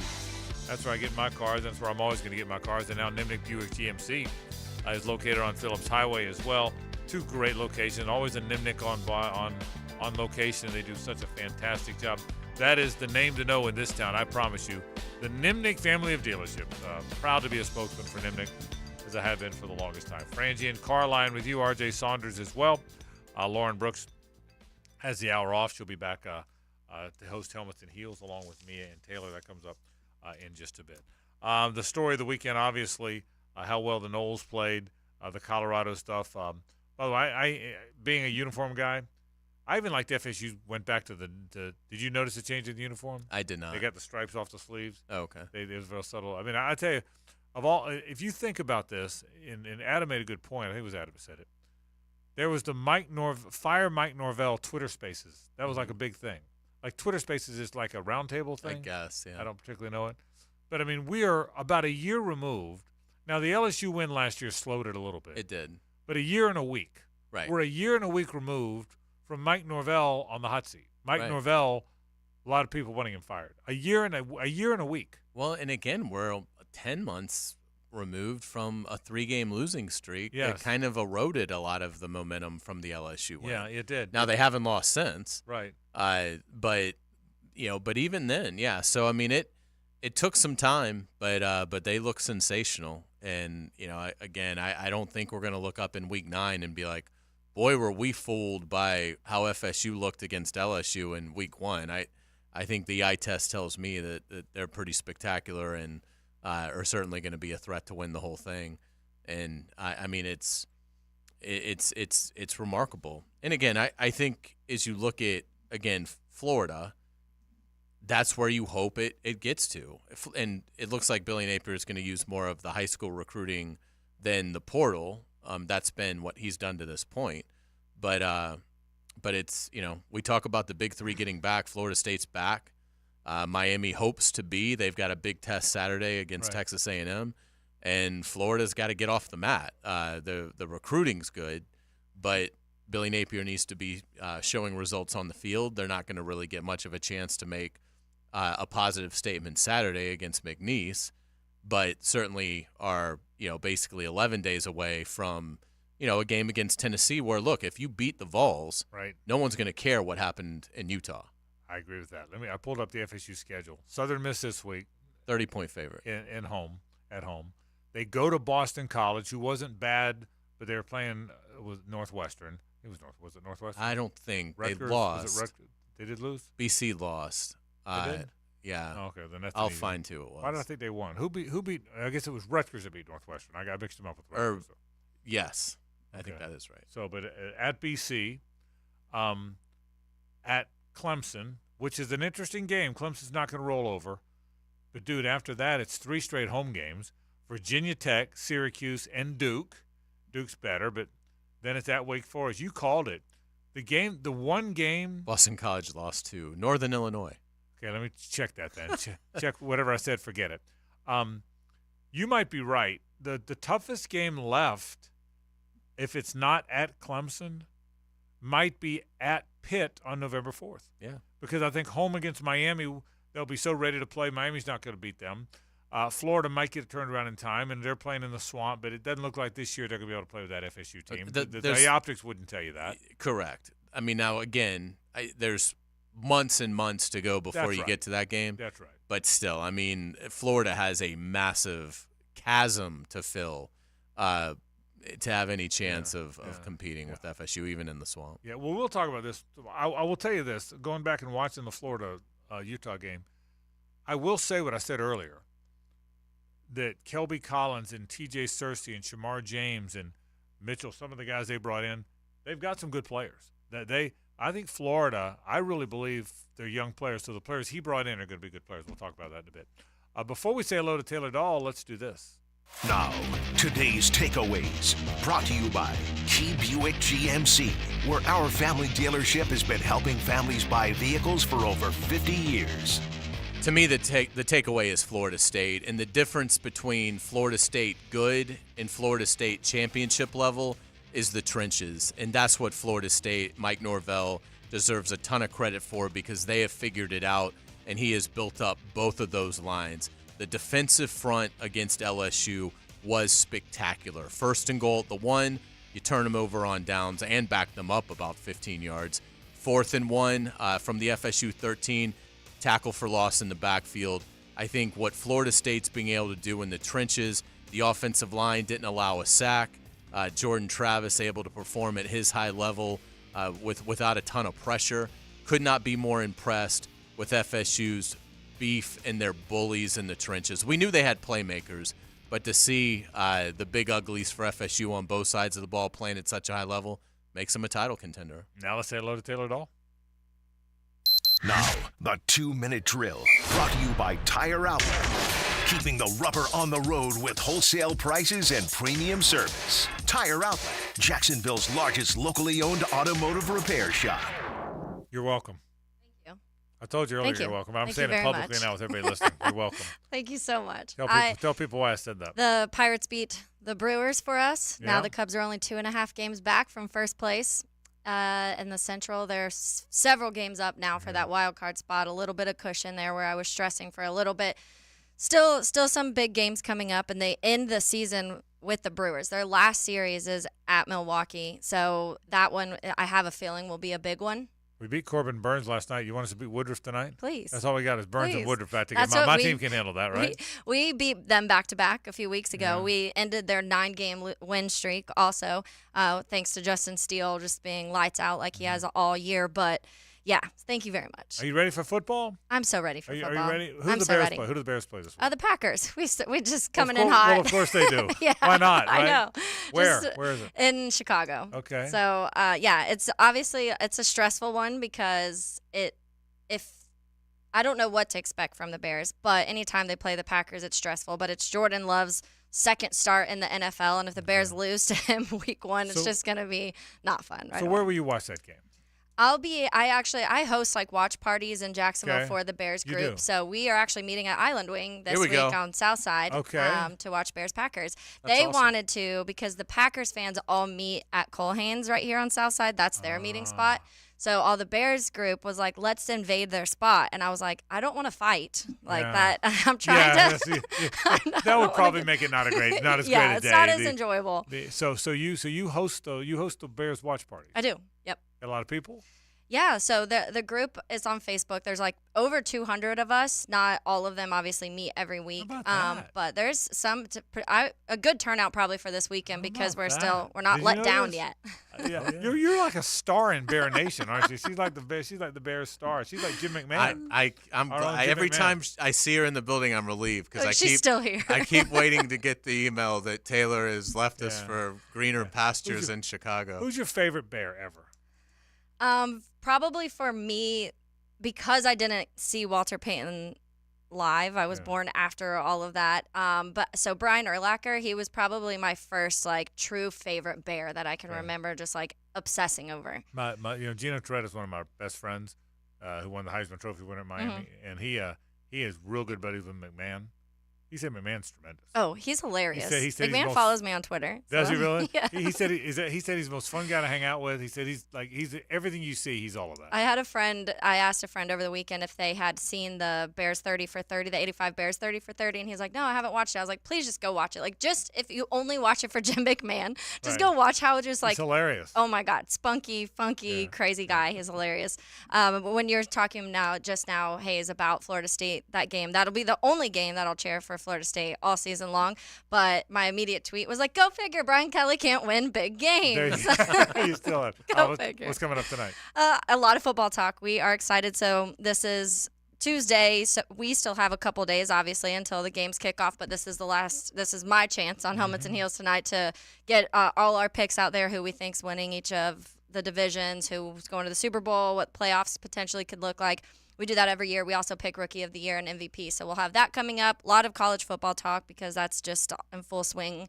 And I'm sure we'll slide some baseball in there because I have to get my Justin Steele for Cy Young vote out there into the world. He's really good. I like it. We'll all be listening. Thanks, Taylor. Thank you. All right. That'll do it for our program. But don't go anywhere. Taylor, Lauren, and Mia, they have Helmets and Heels, and it starts right now. We'll see you tomorrow live from Isla Wing Company over here on the South Side. That's right. South Side Isla Wing. Come back and say hello. We'd love to have you do it. We're out here. For Hayes, for Lauren, for RJ, I'm Frank Frangie. Have a great night.